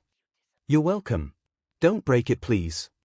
The rat smiled kindly at his son. "Heh, no promises, but I'll try. That's all I ask. Now I have work and you have homework, so I think it's time for you to go." With that, Nezu opened his computer and Midoriya scurried into the vents. Well, Midoriya began to think as he roamed the vents, "I've already checked the crying closet and no one was in there, for once, so I guess it's time to check the teacher's lounge and find out about all the pop quizzes they are planning." Midoriya silently moved through the metal death traps in a pattern that he had gone so many times before. It only took a moment before the boy could hear his teachers talking, and he slowly made his way up to the vent cover so he could hear better. "My class is going to kill me one day," Vlad King bemoaned to his fellow teachers while they were eating lunch. "What have they done this time?" Present MIC asked, and Class 1B's homeroom teacher just sighed. Monoma decided it was a good idea to blame everything on Class 1A again. Why does this stupid rivalry exist? And Kendo, being the good student that she is, tried to knock him out because he wouldn't shut up. However, little did we know that Monoma had copied a powerful repulsion quirk, and when Kendo hit him he activated it. "Now, 3 of my students have concussions and 2 were thrown out the window," Vlad King recounted, and Midnight started to laugh. "And this is why I'm happy I'm the homeroom teacher for general studies," Present MIC said, and Midnight nodded. "Same," she agreed. "Oh, you think that's bad?" Power Loader began, and everyone immediately knew this story was going to be something else. "I had an active bomb in the room that the builder didn't know how to turn off and had to evacuate. That's the 3rd time this week." "DMN. That SCKS," Midnight commented. "You have no idea. Support students are gremlins," Power Loader added. "At least they aren't idiots. Just last week Kirishima fell off the roof with his quirk activated to see how big a dent he could make. Also, I have to deal with Izuku, who is the weirdest student I have ever had. He's smart, a talented hacker, but can't fight to save his life. And also, he's almost always where he shouldn't be. Such as right now. Izuku, get out of the vents." Aizawa's statement wasn't terribly unexpected for the teachers present, and they all turned to see Midoriya begin to unscrew the cover to the vents. "But you're no fun," he pouted before walking through the crowd to claim a donut from the table. "Hey, that's my favorite. Can we arrest him so he stops taking our donuts?" Midnight asked. "If it gets him to stop making me arrest people at 3 a.m. I'm all for it." Aizawa grumbled. "Hey! Rude!" Izuku shouted before taking out his own sleeping bag from who knows where and plopping down on the floor. "Are you excited for the provisional license exam coming up soon?" MIC asked. "Not really. I'm quirkless, and am kinda already a hero, so do I really have to go?" Midoriya shuffled down into the sleeping bag in an attempt to escape. "Darn, I forgot about that actually. Well, you can protect Aizawa from Ms. Joke or something." MIC replied. "Yeah, she tries to marry him every time they see each other." Nemurai agreed. "PFF, that's awful. Dad, have you tried telling her you're married?" Izuku questioned, and his father figure just groaned. "She thinks I'm lying every time I bring it up. She also refuses to acknowledge the fact that I'm gay. I don't know what to do." Aizawa replied from his own sleeping bag. "Sick MIC on her, see how she reacts." "Oh, that reminds me of something I have to do. I'll be back." He wiggled to the vent and moved up the wall like a caterpillar before making his way through the passageways. "Are we sure he's quirkless?" Power Loader mumbled. Izuku walked into the dorms to the sounds of panicked yelling and a high-pitched whistling. Running toward the noise, he was shocked to find Todoroki having a panic attack on the floor as a kettle screamed. To make it worse, his classmates were crowding the poor boy. Yorozu was sitting in front of the dual-colored boy, talking quietly, but obviously had never had to deal with a panic attack before. Everyone else was either whispering concernedly or yelling and panicking. Midoriya immediately broke into a sprint to try to resolve the situation. Back away from him, Izuku demanded once he got close enough. The sea parted, thank God for that, and Midoriya moved to sit in front of Todoroki. Hey, breath okay? In. And out. In. He placed his hands on Todoroki's shoulders and slowly pressed on them, rocking him gently in time with his instructions. And out. Todoroki began to copy his instructions and Midoriya turned part of his attention elsewhere. Hey, can someone turn off the kettle? Immediately, Kaminari rushed over and the kettle was quickly chucked out the open window. Not how I would have dealt with that, but it works. Once Todoroki had calmed down and everyone else had also calmed a little, Izuku spoke again. You okay? He asked. MHM. Todoroki said slowly, taking a slow breath. Sorry. Boiling water. He trailed off. Izuku nodded and turned toward his classmates. From now on please make tea in the microwave and warn us when you're boiling water please. The group nodded and made noises of assurance, making Izuku smile. Turning to the shaky boy in front of him, he gently took Todoroki's hand and pulled him up.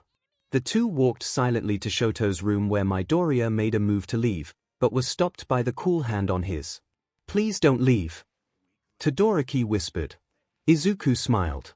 Okay. The two sat on Todoroki's low bed. Shoto sighed before speaking. I'm sorry about that. It just reminded me of.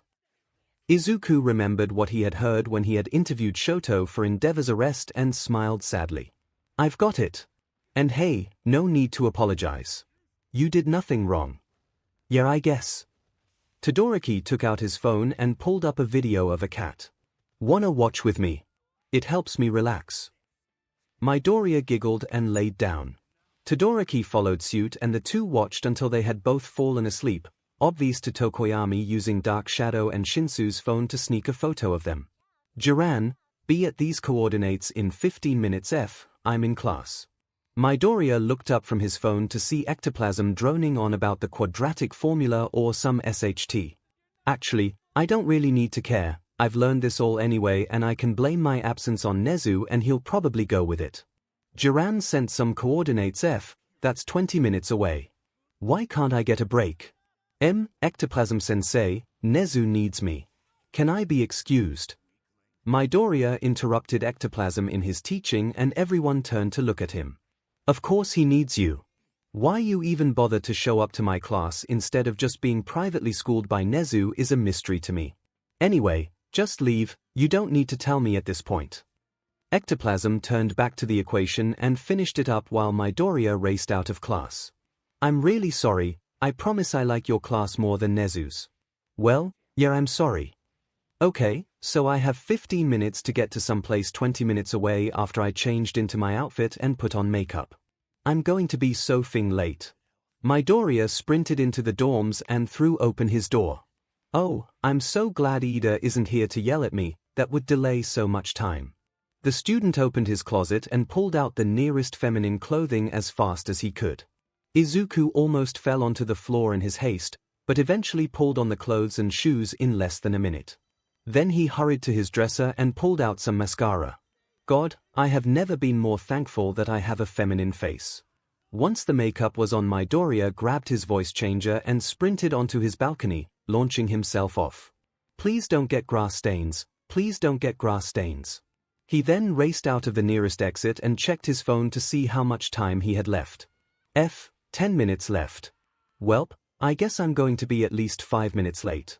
Not much I can do about it though, so let's hope they don't get too mad. You're late. Jiran noted, typing away at his phone. 15 minutes to get to someplace 25 minutes away. It's better not to say 20 in case he links it to UA. And I also took 25 minutes, so it makes sense overall. My quirk is tech-based, not speed. Midoriya snarked back while screaming internally. I suppose that's true. Jiran replied and put away his phone.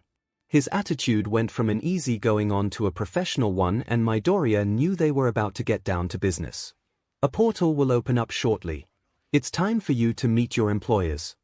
Right as he said it, a misty, purple portal opened up beside them. Well, that's a sadly familiar thing.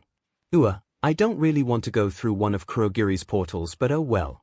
Midoriya quickly stepped into the portal, not wanted to make the League any more annoyed at his lateness, even though the logical part of his brain was screeching at him. What the F are you doing? This is the League you are now dealing with. You are going to die. Phew.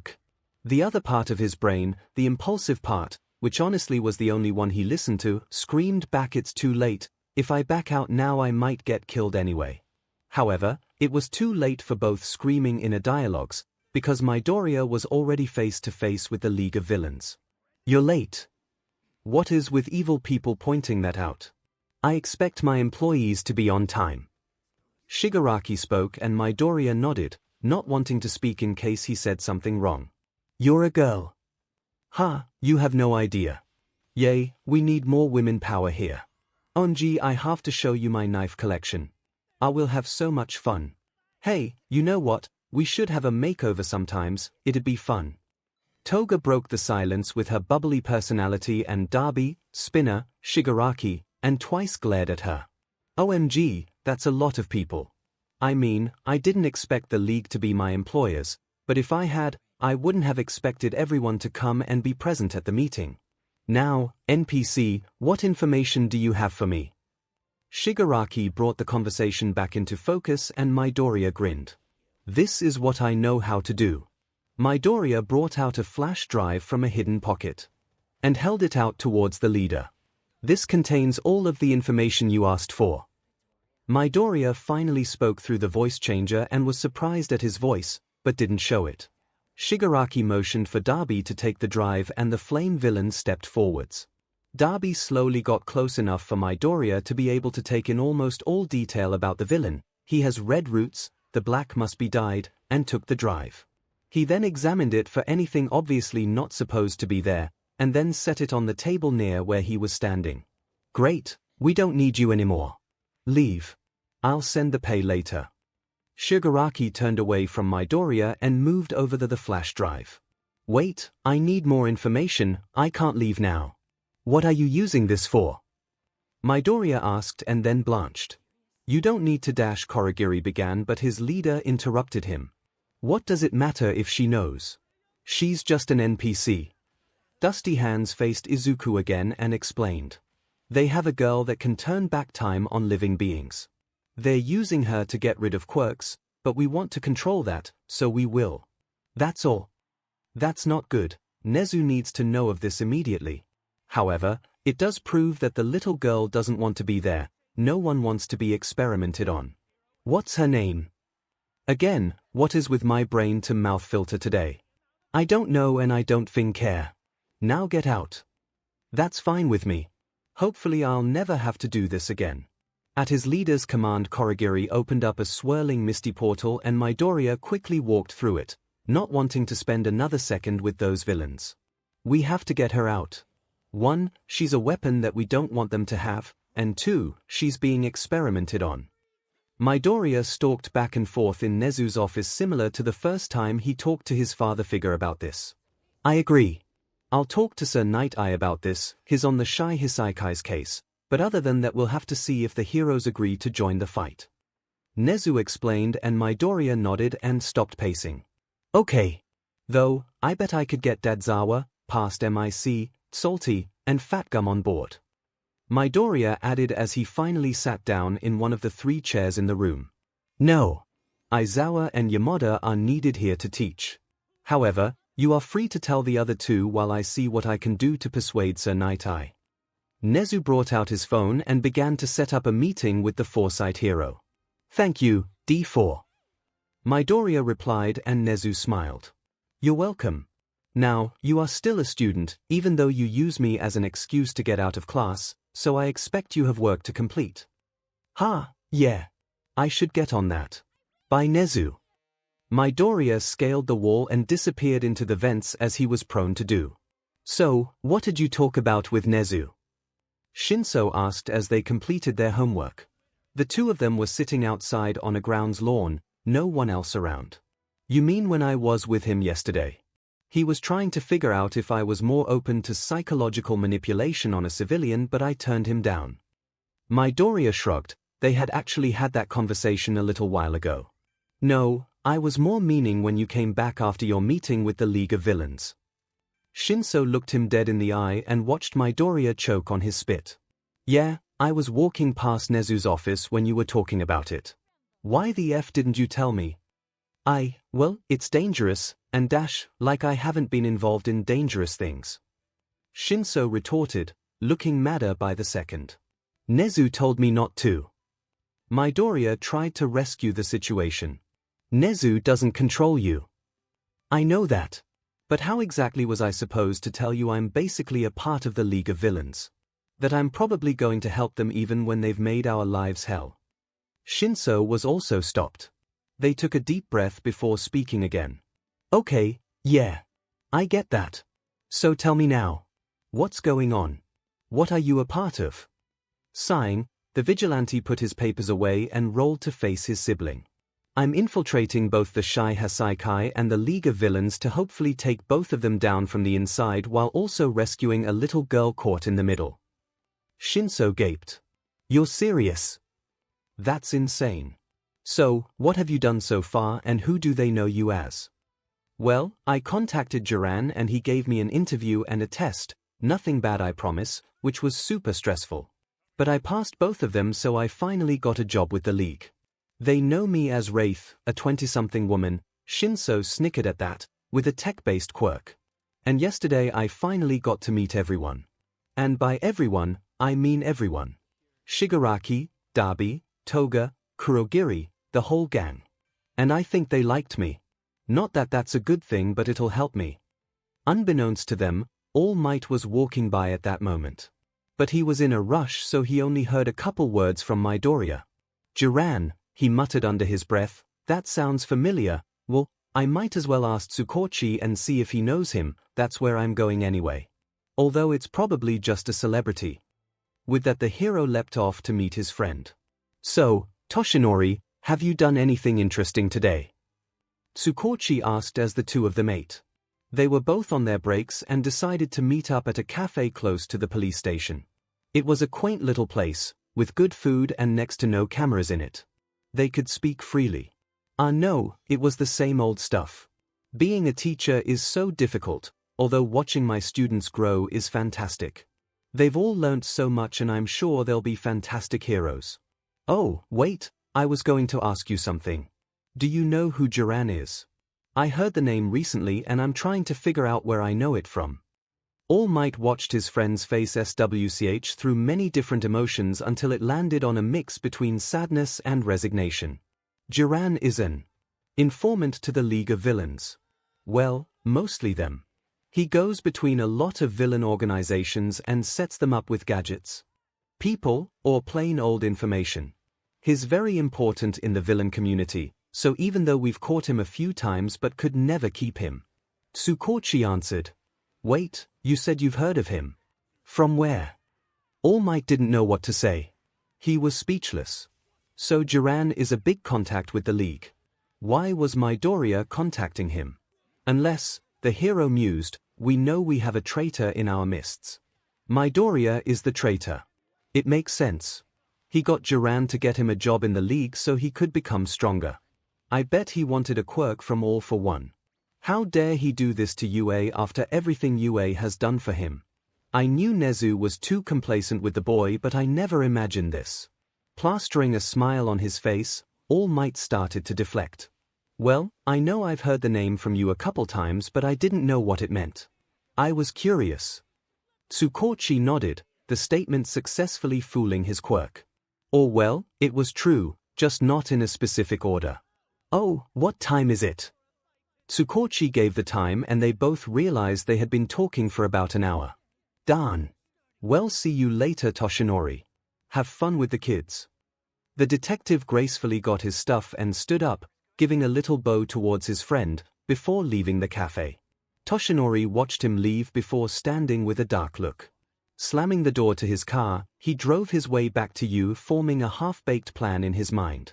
He walked quickly to the dorms and wrenched the door open. The class looked up at him in shock. Where is young Midoriya? He asked murderously. Kaminari looked at him with concern. His room I think. He trailed off as he watched All Might storm up the steps toward Midoriya's floor. All Might kicked the door open without knocking, startling Midoriya and 𝐭 who were talking inside. All Might. What's going on? Hey? Izuku shouted as he was grabbed by his arm and pushed through the door. What are you doing? All Might let him go. What are you doing? 𝐭 yelled. All Might continued to pull Midoriya through the hall and down to the common room, ignoring 𝐭's protests. The class all sat up and watched as they passed. Izuku was digging his heels into the floor and banging on the grip around his arm as he was dragged out of the room. Todoroki, Momo, Kaminari, and Tokoyami all stood and ran out after them. So what's going on? Where are you taking Midoriya? Momo asked in an attempt to reason with the teacher. Toshinori finally stopped and turned, maintaining his strong hold on Midoriya's arm. This is none of your concern, young heroes. Go back inside. I think it is All Might. He did nothing wrong. I don't understand why you're dragging him away. Todoroki spoke up. Right. Did Nezu put you up to this or something? Izuku tried to question. I don't want to hear anything from you, traitor. All Might growled. The group all stopped and looked between the two. Don't give me that oblivious look, Midoriya. I know you've been talking with Jiran and giving information to the League. The group turned to Izuku with a horrified look. And no, you don't understand. I'm on our side. It's an infiltration. Midoriya said, panicked.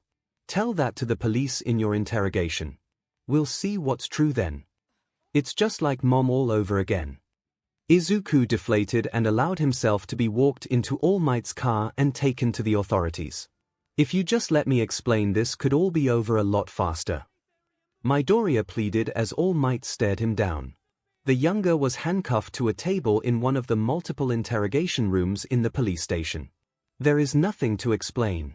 You have obviously been giving the League of Villains information in return for a quirk from All for One. All Might declared and Midoriya sighed. That's not anywhere close to the truth. Midoriya screeched and All Might startled. And why are you determined to pin that on me? I overheard your conversation with young 𝐭. It explained everything to me. All Might declared and Midoriya really wanted to strangle him at that moment. Okay, but if you are so determined to believe that you understand everything I was talking about, then why isn't Hito-chan arrested? They were listening to what I was saying and not doing anything. Doesn't this mean they are just as possibly guilty as me? Midoriya didn't want to throw 𝐭 under the bus, but he was running out of options at this point. 𝐭 is Aizawa's child. They would never do something this terrible with Eraserhead as their guardian. All Might explained and Midoriya banged his head on the metal table. Aizawa's my guardian too. I was his son before Hito-chan was. Midoriya paused when he noticed that All Might wasn't going to be budged by his completely accurate observations. I don't know what quirkish dialogue you have going through your head, but for once in your life can you just listen to me? Why? All villains lie, you would be no different.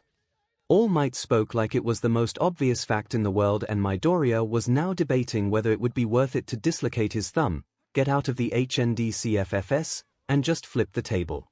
There is an obvious solution to this then. Get Tsukachi so he can confirm I'm not lying. Don't worry, he's already on his way. Thank God. At least one of my dads is coming to save me. Lovely. Great. How long till he gets here? Midoriya asked, finally calming down. All Might glared at him and seemed to be debating whether or not to answer the question. Finally, he decided that it wouldn't harm anyone and answered. Around 30 minutes. That's going to be a long time to wait in a cell with this BSTD. All Might, I came as soon as I could. What is so important that you needed me immediately? Tsukachi slammed open the door to the interrogation room and Midoriya sighed in relief. Hey Dad. All Might is an idiot. Just so you know. The police officer slowly turned to see his son handcuffed to a metal table with All Might glaring at him. What are you doing here? He asked and All Might answered before Midoriya could. I have multiple facts that have led me to believe that he's the traitor and giving information to the League of Villains. All Might declared and Tsukachi gave him a look of disbelief. 𝐒𝐬𝐽, are you the traitor and have been giving the League information about UA? The police officer asked, and All Might looked like he was waiting for the answer to be a lie. No. Midoriya replied, and Tsukachi sighed. I knew it.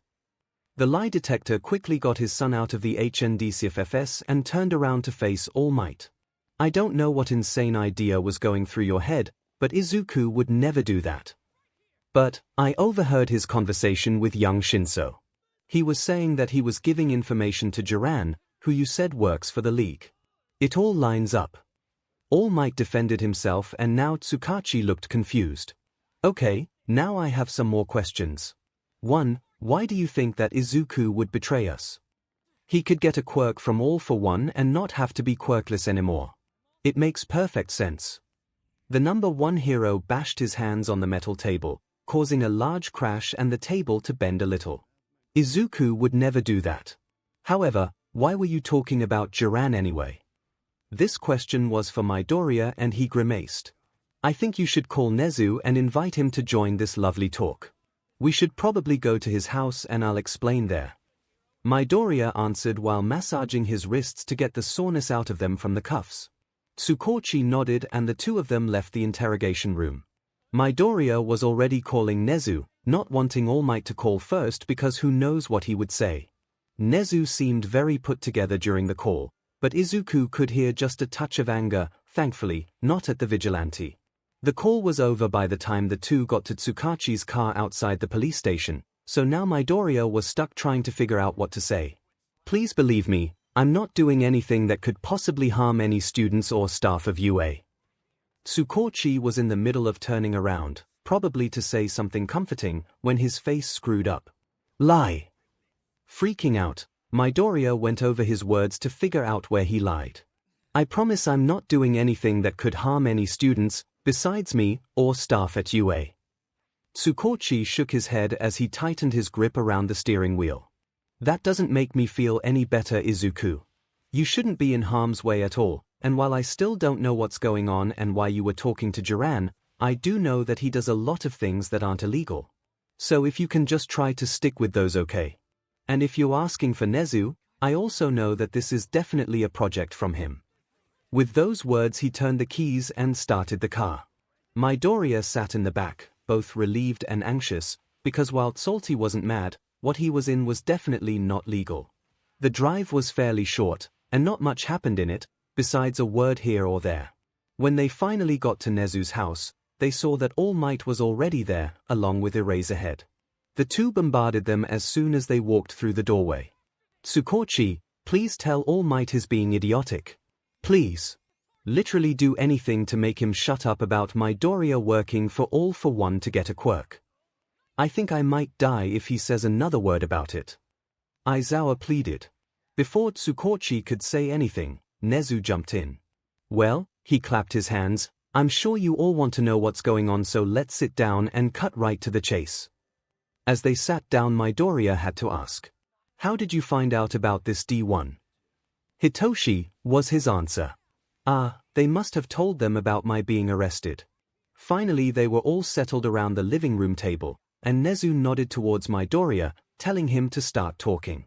Well, I'm guessing not many people are going to like my answer to why I've been contacting Jiran, but the reason is I'm infiltrating both the League of Villains and the 𝐈 Hassaikai to take them down from the inside, or at least turn them against each other, and also rescue a girl being experimented on. Jaws had dropped. Both Aizawa and Tsukachi looked like they were torn between being impressed and disappointed. All Might just looked like he didn't believe the boy. Tsukachi soon got a hold of himself and slipped into detective mode. So your goal is taking them down, helping this girl, and nothing else. When Midoriya said, he replied with, truth. Well, that's all you need to be here for, All Might. 𝐒𝐬𝐽 is not lying, so he cannot be arrested, and because you did such a thing I would like you to leave so we can talk with our son. All Might didn't look as sheepish as he should, but it was there, so Midoriya counted it as a win. Hopefully that'll make him think twice before going and accusing people of stuff just because they don't have a quirk. Once the douchebag left, Aizawa asked. You mentioned a girl. What do we know about her? Midoriya quickly explained how he found out about her presence and thus why he decided to go all in with the League. Aizawa was a little mad that Izuku didn't decide to take the infiltration slow, but the hero always had a soft spot for children, so he understood. Tsukochi, on the other hand, was super mad that Nezu was asking this of Midoriya. You can't just expect a child to single-handedly take down two huge villain organizations. He argued. It's not safe. Izuku is already doing enough as apparition, plus he needs to be focusing on school. UA is a very academically fast school, and while I'm sure that he'll be fine in his studies, he still needs to have a social life. Why can't you just let him be a teenager? Nezu started to open his mouth, but Midoriya cut in. 1. He didn't ask me to take those two down, it just kinda happened. 2. My friends have already been attacked by the League twice, and one of them was kidnapped. We have nightmares, and are looking over our shoulders all the time. I want to be a teenager as much as you want me to, but that won't happen unless we take down the League. And if the Shy Hasaikai comes down with it, then what's the harm? If I do this, then not only do I help society as a whole, I also help my friends move on and be teenagers. The adults sat dumbfounded, but they all saw where he was coming from. USJ, the training camp, and the mall incident all proved to their students that where they went was safe, not even UA. We're helping, Aizawa said. His tone gave no room for disagreements. If possible, I want a camera, or on Izuku every time he goes anywhere close to Jiran or the League, with at least one person besides Nezu watching it. If those are not possible, then I want a transcript of everything that goes down in those meetings, as close to word for word as possible.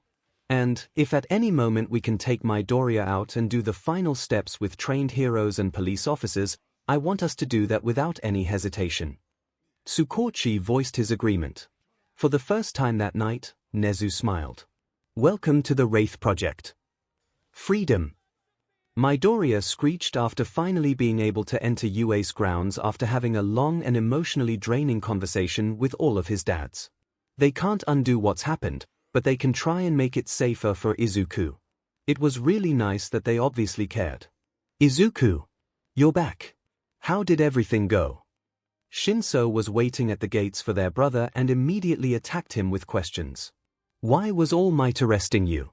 Are you in trouble? Is it okay that I told Dad about it? What was that even about? Calm down. I can't answer all of these questions at once. Midoriya smiled at his sibling and began to walk towards the dorm with ♀ following him.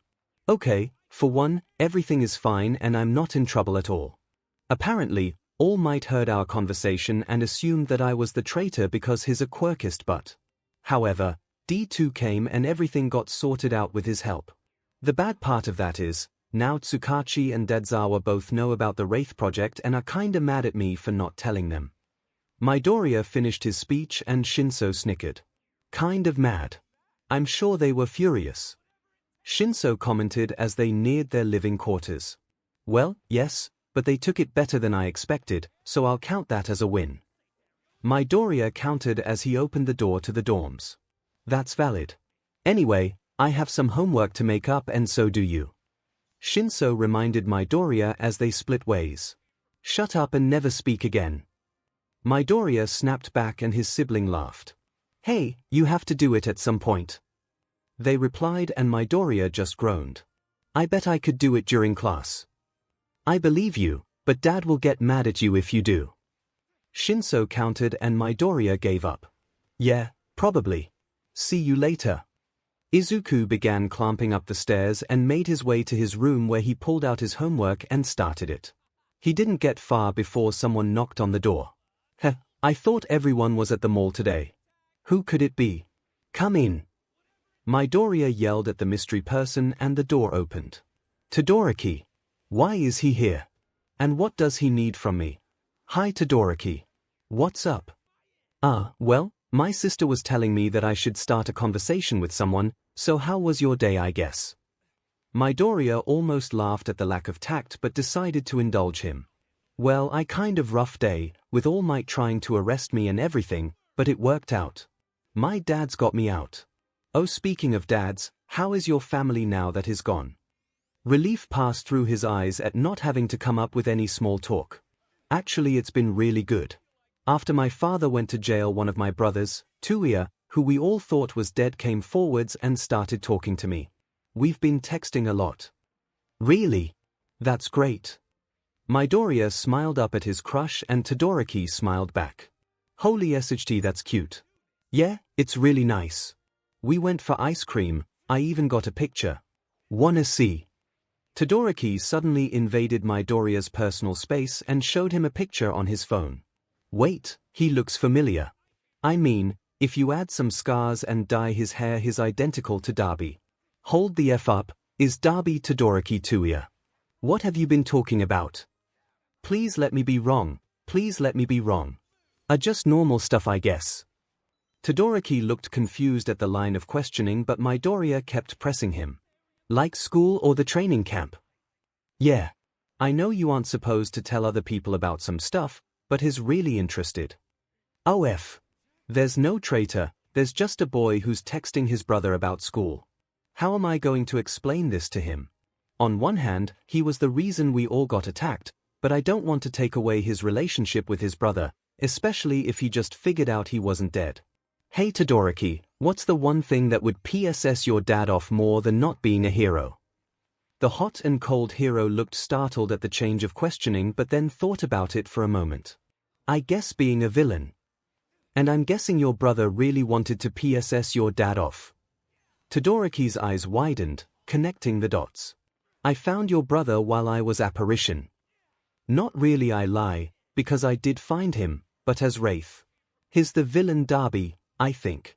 I'm not sure yet, but all signs lead to that. Todoroki's eyes were begging Midoriya to stop, but he forged on. If you texted him about the training camp, then that's how they knew where we were. They probably tracked your phone. But, no. No. That's not possible. He wouldn't do that to me. Todoroki looked at the point of tears or screaming into the void in anger, something that was unnatural on his usually stoic face. I wouldn't want to be told this either, but it has to be said. Todoroki. Look at me, he does. You are not at fault here. You were just talking to your brother. You are not responsible for his life choices. You are not a traitor. Okay. The boy's eyes still looked kind of panicked. Why would he do this though? I thought he cared. Todoroki sat down on the couch and hugged himself. Izuku glanced out the window, trying to come up with something to say. Sometimes good people do really shitty things whether they want to or not. And I don't know if he really is using you or he's being forced to do this, but it's not your fault. Midoriya said. Todoroki sighed. We should tell Nezu. Izuku gave him a sympathetic look. Unfortunately, yes. All right. Let's go get my brother arrested or whatever. Izuku, you better have a good reason to barge in here unannounced. Also, please explain why you brought Todoroki with you. Nezu looked up from his important paperwork that he never seems to actually be doing and asked his question. However, Midoriya knew Nezu wasn't actually mad, he was just trying to intimidate Todoroki. I figured out who the traitor is. Well, I mean, he isn't really the traitor. Actually, he kinda is, but he didn't know he was the traitor. So you can't get mad at him, but we did need to tell you because it's important. Midoriya immediately began to explain and Todoroki just stood to the side and let him without adding anything himself. Slow down. Who is the traitor? Nezu's eyes narrowed and both of the students got the feeling that oh my god, he's planning someone's death. I am. Todoroki spoke up for the first time and Midoriya flinched as Nezu turned his gaze into the, I guess I'm killing him then one. Hold on, that is slightly true, but if you had listened to what I had said before then you would understand that it isn't his fault. Midoriya stepped in front of Todoroki, as if that would do anything to stop D4 from killing him. Oh! Nezu looked like he didn't believe Midoriya, but made no move to inflict any lasting damage upon the other student in the room. Yep. In fact, Todoroki didn't even know he was the traitor. Midoriya continued and Nezu just raised an eyebrow in disbelief. Is that true, Todoroki? Nezu's calculating gaze was transferred over to Indikwa's son and he nodded. I would like you to say it out loud, just so I can confirm. Nezu added on. Oh, he's probably trying to use body language, it's a lot harder to lie out loud than just nodding your head. I had no idea I was giving away information to villains. Todoroki replied, and Nezu seemed put at ease by that statement. Who exactly did you think you were giving information away to, then? The rodent leaned back in his chair and the evil glint in his eyes were gone. My brother, Todoroki Tuya. Apparently he is also known as the villain Darby. Midoriya believes that when I texted him during the training camp he tracked my phone. Todoroki's facial features didn't change, but anyone could hear a small amount of hurt transfer into his voice. I see. How did you find out he was Darby? At this question, Midoriya took back the reins of the conversation and answered it for Todoroki. I did that. Todoroki showed me a picture of his brother, and then mentioned he had been updating him about UA stuff, and since I had recently seen Darby, I connected the dots. Todoroki seemed surprised and confused as to why Midoriya had recently seen his brother, but decided not to comment about it. And you're positive that you're correct with this assumption? Nezu asked, and Midoriya shrugged. I mean, I'm 89% sure. To be fair, it's the only thing that makes sense. I can't see any of my classmates selling out each other. But that's not my only reasoning, he quickly added on once he noticed Nezu begin to interrupt. Todoroki Tuya shares a very similar image to the villain's Darby, and, with a father-like endeavor, it makes sense that he would become a villain. I mean, that is the best way to piss off your dad, and he had probably lost all faith in heroes at that point. Midoriya finished up his point and saw that Nezu was considering it. I see where you are coming from. For now, before we can investigate further, there is only one thing we can do. Todoroki, try to avoid telling your brother as much as you can without sounding suspicious. We can't have him knowing we know if he truly is Darby. Nezu began and Todoroki agreed. I understand. I'll try my best. Todoroki replied. I'm so happy they didn't kill each other. That would be terrible. Now, with that said, I have to alert other teachers about this possibility. No one will think any different of you, so don't worry about that. Nezu continued and a small bit of tension leaked out of Todoroki's shoulders. I think we should also tell D2. Midoriya began. Since he knows about the other stuff and is on the League's case in the police, it would only be fair to tell him. I agree. I will contact everyone that needs to know as soon as possible. However, I'm sure you want to get back to whatever you were doing before, so you are free to leave. Nezu finished up his statement and was already picking up the phone near him. As soon as he was done talking, Todoroki rushed from the room and Midoriya quickly followed him. I hope he's okay. It must SCK to have so many people you depend on become villains. Todoroki, are you okay? I mean, I know you aren't, but is there anything I can do? Midoriya caught up with his friend and Todoroki turned to face him. There is nothing you can do other than arrest my brother. The dual-haired boy announced and Midoriya flinched. I'm sorry you had to figure it out this way. This must SCK. Izuku said, sympathetically. It does, wow, not even going to deny it, but there was no one I would rather learn it from. You always seem to save me right before it's too late. Todoroki finished his statement with a small smile on his face, the most emotion Midoriya had ever seen him show. It's so cute. Well, I'm glad I could help. Midoriya sent another blinding smile back his way and a small blush coated the teenager's cheeks. At this point, the two had arrived at the dorms and quickly entered the air-conditioned rooms. However, Midoriya had forgotten that all of his other classmates had no explanation to what happened with All Might, and how eager they were to know.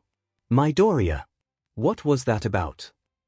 Mido, are you okay? What did All Might want? Do you need me to hide a body? Do you need me to beat someone up? Guys, I'm fine. It was all just a minor miscommunication on both of our parts.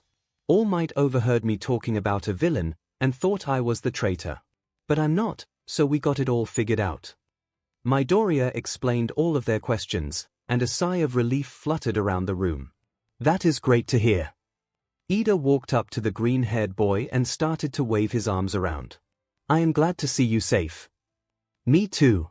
I really expected the worst, although I should have known better. There's no way you wouldn't be able to get out of anything. Ashido piped up and Midoriya laughed. I'm not all-powerful, Ashindo. He commented. Could have fooled me. Uraraka replied, and this time everyone laughed. Well, I think I speak for everyone when I say that it's great to see you back and well. Yorozu said, and everyone nodded. Wow, I have really great friends. Jiran sent a location. What does this even mean? There's no time limit, no nothing. SHT, I probably have to move fast. Running to his room, the boy threw together an outfit. Black combat boots with skinny jeans, and a nice white blouse. Heh, that actually looks pretty nice. Maybe I do have some fashion sense after all. Midoriya was also surprisingly good at putting on makeup, even though he had only done it a couple times. Within 3 minutes, a new record, he had everything put together, his voice modifier on, and was ready to go to wherever the hell Jiran wanted him to. Or, probably, where the League wanted him to. Wait, aren't I supposed to tell D1, D2, and D4 about this? Oh well, I'll send a text to let them know where I am, but I don't really have time to get set up with comms and cameras, especially since I was late last time. The chat for Ghosts Who Smile Back apparition, fun fact: in meeting with the League apparition, probably apparition, thought you'd like to know Izuku's phone immediately started to ding with notifications, but he didn't have time to read them, only turning on his GPS and muting the chat. Thankfully, the meetup was located pretty close to where Midoriya was, he only had to take a train and walk for about a minute afterwards to get there. Jiran looked pretty pleased with his time. Unlike the last time, no words were exchanged, a portal opening up the second Midoriya was close. I still hate going through his portals. It just feels bad. Same as last time, Midoriya was dropped off in an actually nice-looking bar. However, thankfully, the members present had decreased since the last time he was summoned. There were only 4 villains in the bar this time, other than Jiran. They include Shigaraki, Kurogiri, Dabi Todoroki Tuya, who is using your friend, and Toga. Wraith. Oh, I can't keep calling you Wraith, that's stupid, what's your name?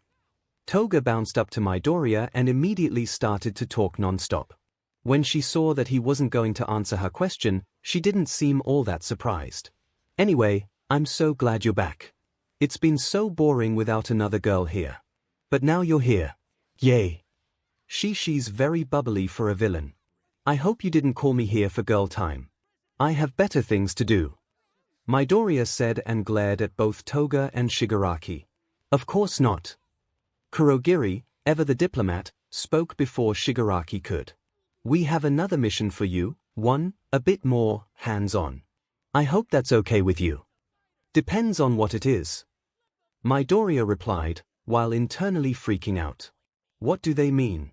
I thought this would be a one-time thing. And why me? What are they trying to accomplish? You're going to infiltrate the Dibuk organization. Shigaraki explained, and Midoriya almost laughed. The organization I'm infiltrating wants me to infiltrate another organization. The irony. Yeah. We need a double agent in there, and I thought you would be the best option, so I recommended you. Toga added. Why me? Midoriya kept asking questions, even though he knew that might get on their nerves. However, so far so good. You're female and a hacker. 1, they love hackers, and 2, females are usually underestimated. Dabi, which was surprising, answered the question. Wonder how he would react if he knew I wasn't actually female. Probably badly if we're being honest.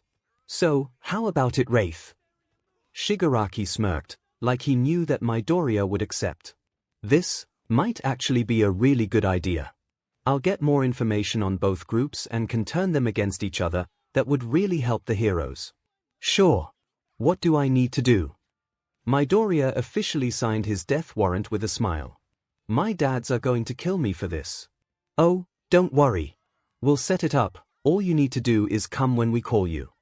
Shigaraki looked very pleased that Midoriya agreed to his idea, cementing Izuku's feeling that agreeing was the right thing to do. Kurogiri, take her back.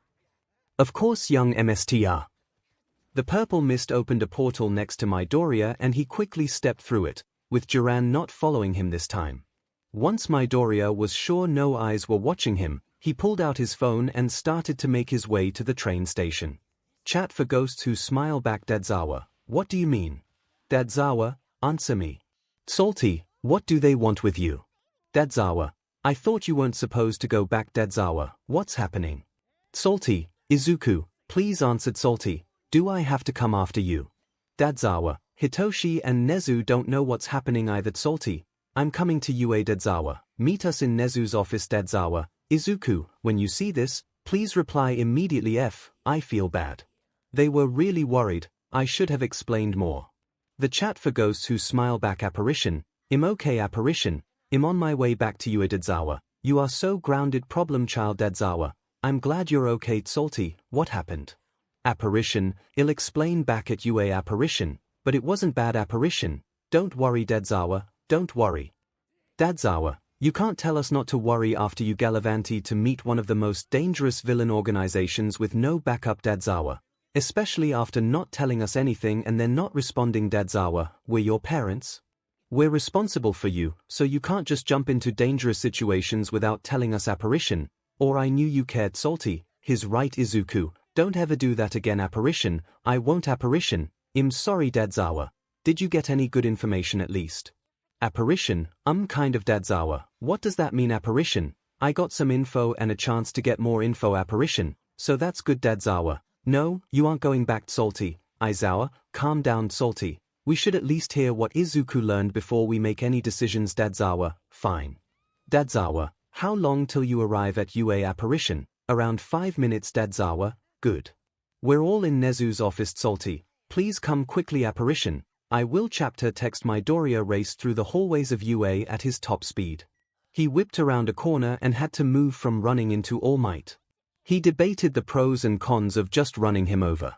My dads would be proud of me, but the time it would waste would be worse than just avoiding him.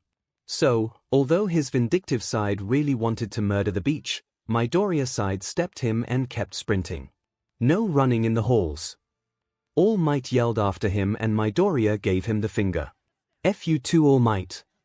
He screamed back and pushed off a wall to keep his momentum going as he went around another corner. From this point, it was a straight shot to Nezu's office and he got there in record time. Immediately, he slammed open the door and exclaimed, I'm back. Beach. Izuku, where were you? You are in so much trouble. ♯Shinso replied and wrapped themselves around their brother. Midoriya hugged back and noticed that Shinso was trembling. It's okay. I'm okay. Midoriya tried to soothe them and began to pull them off of him, but Hitoshi refused to let go. You better not be lying to me, because I know where you sleep and I won't hesitate to lock you in there. Shinso threatened, but stopped shaking as much, so Midoriya took it as a win. You know that wouldn't stop me. Izuku countered and Shinso just sighed.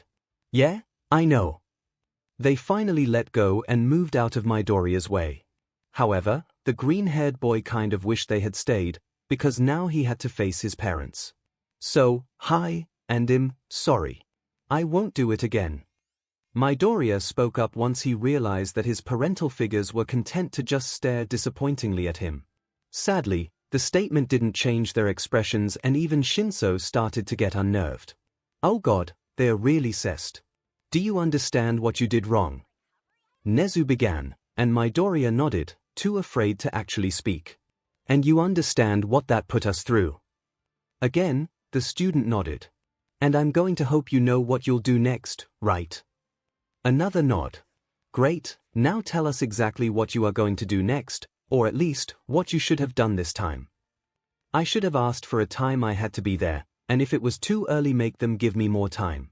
During that time I would change, contact you, and allow you to put comms and cameras on me. Then, I would leave. Midoriya answered the question, and saw the three adults relax a little. Good. Nezu commented, and then sipped his tea. Midoriya almost immediately relaxed. If D4 is getting out the tea, that means he's not that mad anymore. I am very disappointed in your behavior, Izuku. Aizawa began once he was sure Nezu was done. As your teacher, it is my job to teach you what to do in these situations, and I thought you listened to what I had to say. Never go without backup. We're your backup, Izuku, don't leave us behind again. That's how people die. Midoriya flinched and looked at the ground, guilt surging through him. I know. I'm sorry. Diamond, I feel like trash. I hope you will never do that again then. This time, the last person who had not spoken was the one to speak up. I understand that it's an easy mistake to make, but I hope you will take everything we've said to you under consideration. Other than that, I would ask that we get to what you learned. Tsukachi finished and Midoriya breathed a sigh of relief. Finally, it's over and we can get to the important stuff. Can I ask for something first? At the nods that the adults in the room gave him, Midoriya continued. Can we have past MIC and Fat Gum come?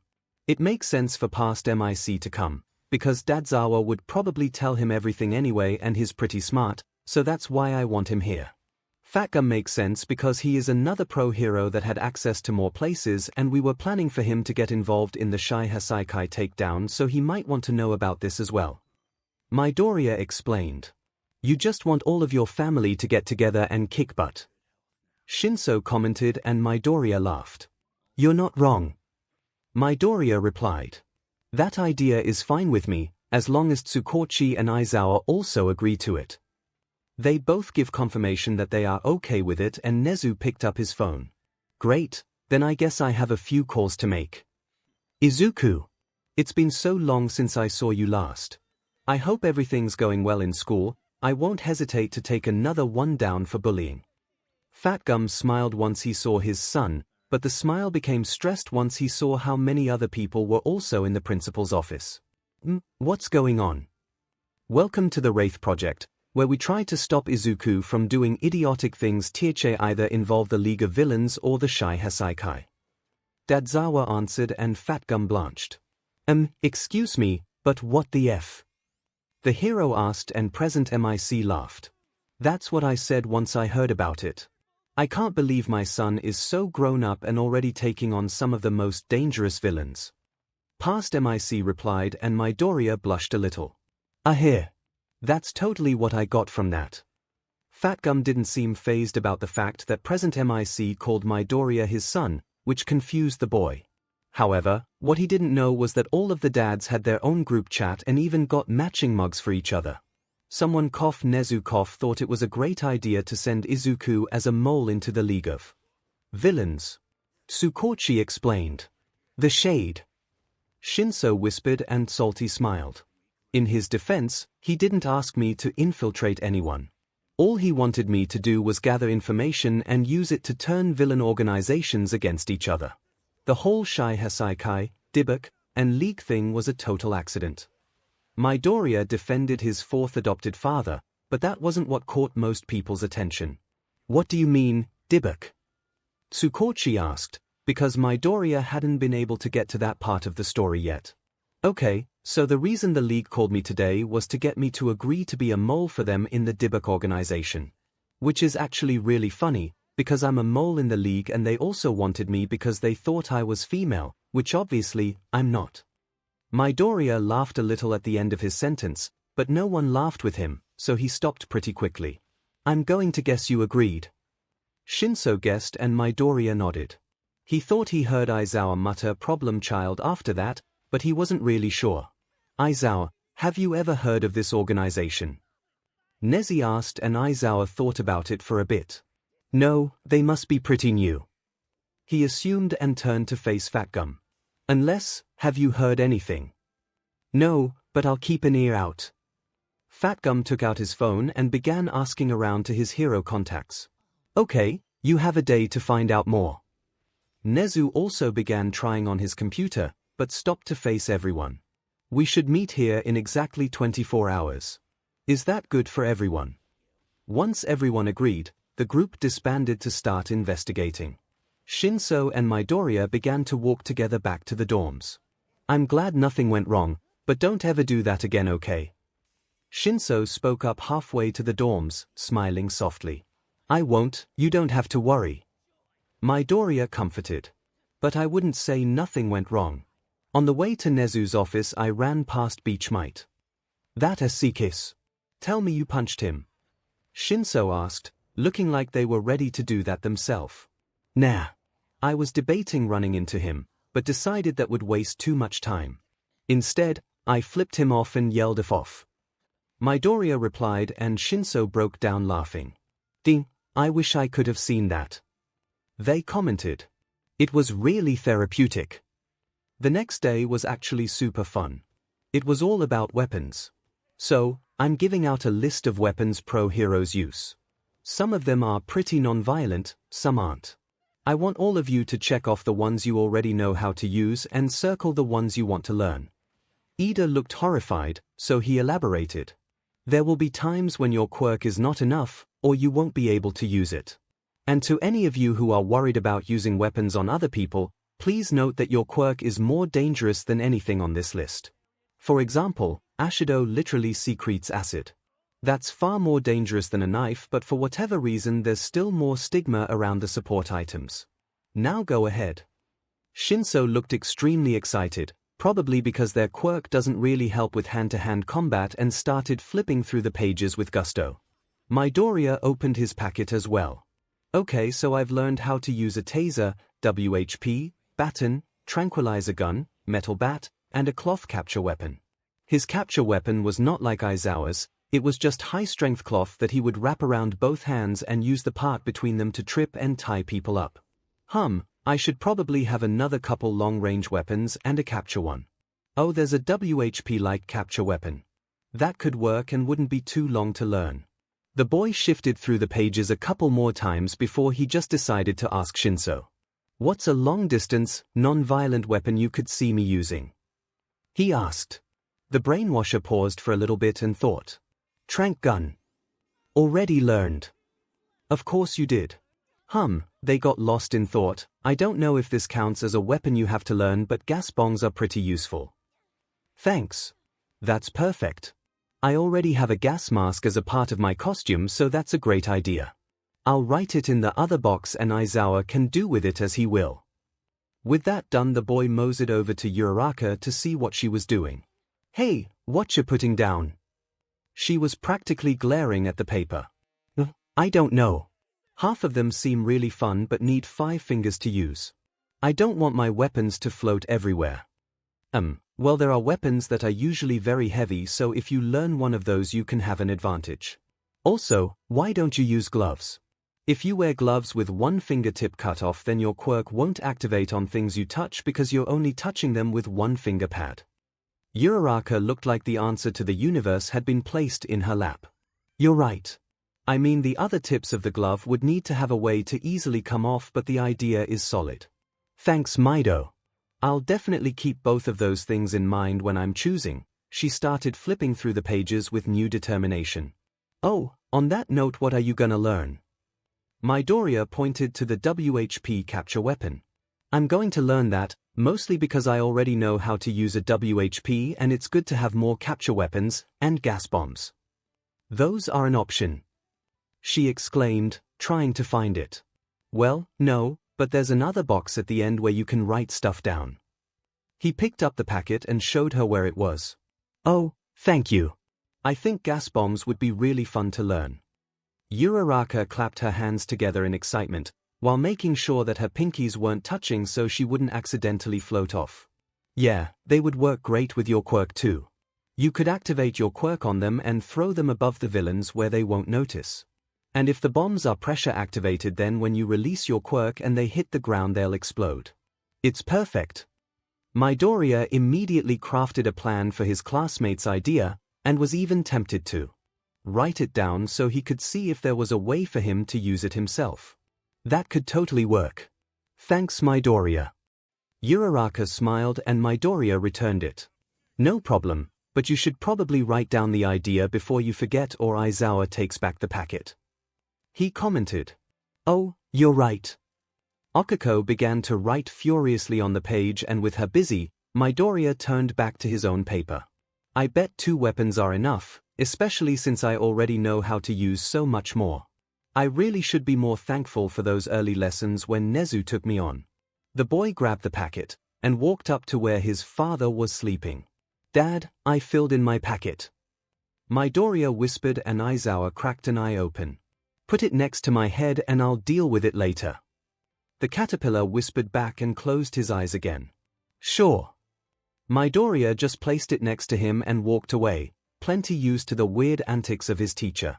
Great, Now that you have all turned in the slips, I'm going to hand them to Ida, who is going to give them to Snipe at ground gamma. Aizawa handed the packets to Ida, and the student looked surprised at the sudden task. Also, don't be afraid to run in the halls to get it to him. The faster the better.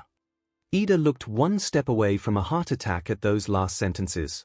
Now, everyone else get changed into your hero costumes and then also go to ground gamma. With that, the hero costumes came out of the wall and Aizawa walked out the door. Welcome Chillings to weapons training. Snipe greeted the students as they trickled into the area. I got all the stuff you checked on your forms right here for you to learn how to use. We gonna go one at a time, but there are handbooks over to the left for the rest of the group to read while they waiting. Is that understood? A chorus of yes sirs echoes throughout the student body, and Snipe looked pleased with the response. Great. Now, can Amar please come up to see me? A bit of time passed, and soon Midoriya heard his name being called, and he made his way over to where Snipe was standing. So, I see you want to learn the WHP-based capture weapon. Very nice choice. It's one of the more complicated ones, but since you already have experience with WHPs, I'm sure you'll manage. How about you go over there, he pointed to a corner of the room that had 3 dummies, and practice it on them. Tell me if you need help. After I get through all of your classmates, I'll be walking around. He paused as he remembered something. Oh yeah, also the capture weapon is over there, so go get it and then do whatever I guess. Try not to break anything. Midoriya walked towards the middle of the room to the many boxes holding weapons. The very right side seemed to be where the capture weapons were located, so he trotted to that side, finding his new weapon pretty quickly. Picking it up, he looked it over. It was about 10 feet long, a hook on the end of it to help grab onto things. The material was black, but other than that Midoriya couldn't tell exactly what it was. Quickly the high schooler wrapped it up and jogged towards the dummies, excited to try it out. He gave it an experimental crack, flinching at the loud noise and the stares he was now getting from his classmates. Sheepishly he turned and tried to wrap it around the dummies, but it just ended up knocking it over. I need to get out of the mentality of it being a normal WHP, and try to flick it around instead of that. The class was there for about an hour, and in that time Midoriya had only successfully used his weapon 7 times. Thankfully the class was so busy doing their own things that they stopped staring at his every time the WHP made a loud noise. Didn't stop him from sulking as they made their way out of the gym. Shinso, of course, noticed this. Are you annoyed that you didn't do something perfectly for once in your life? He asked Midoriya, who sputtered indignantly. Of course not.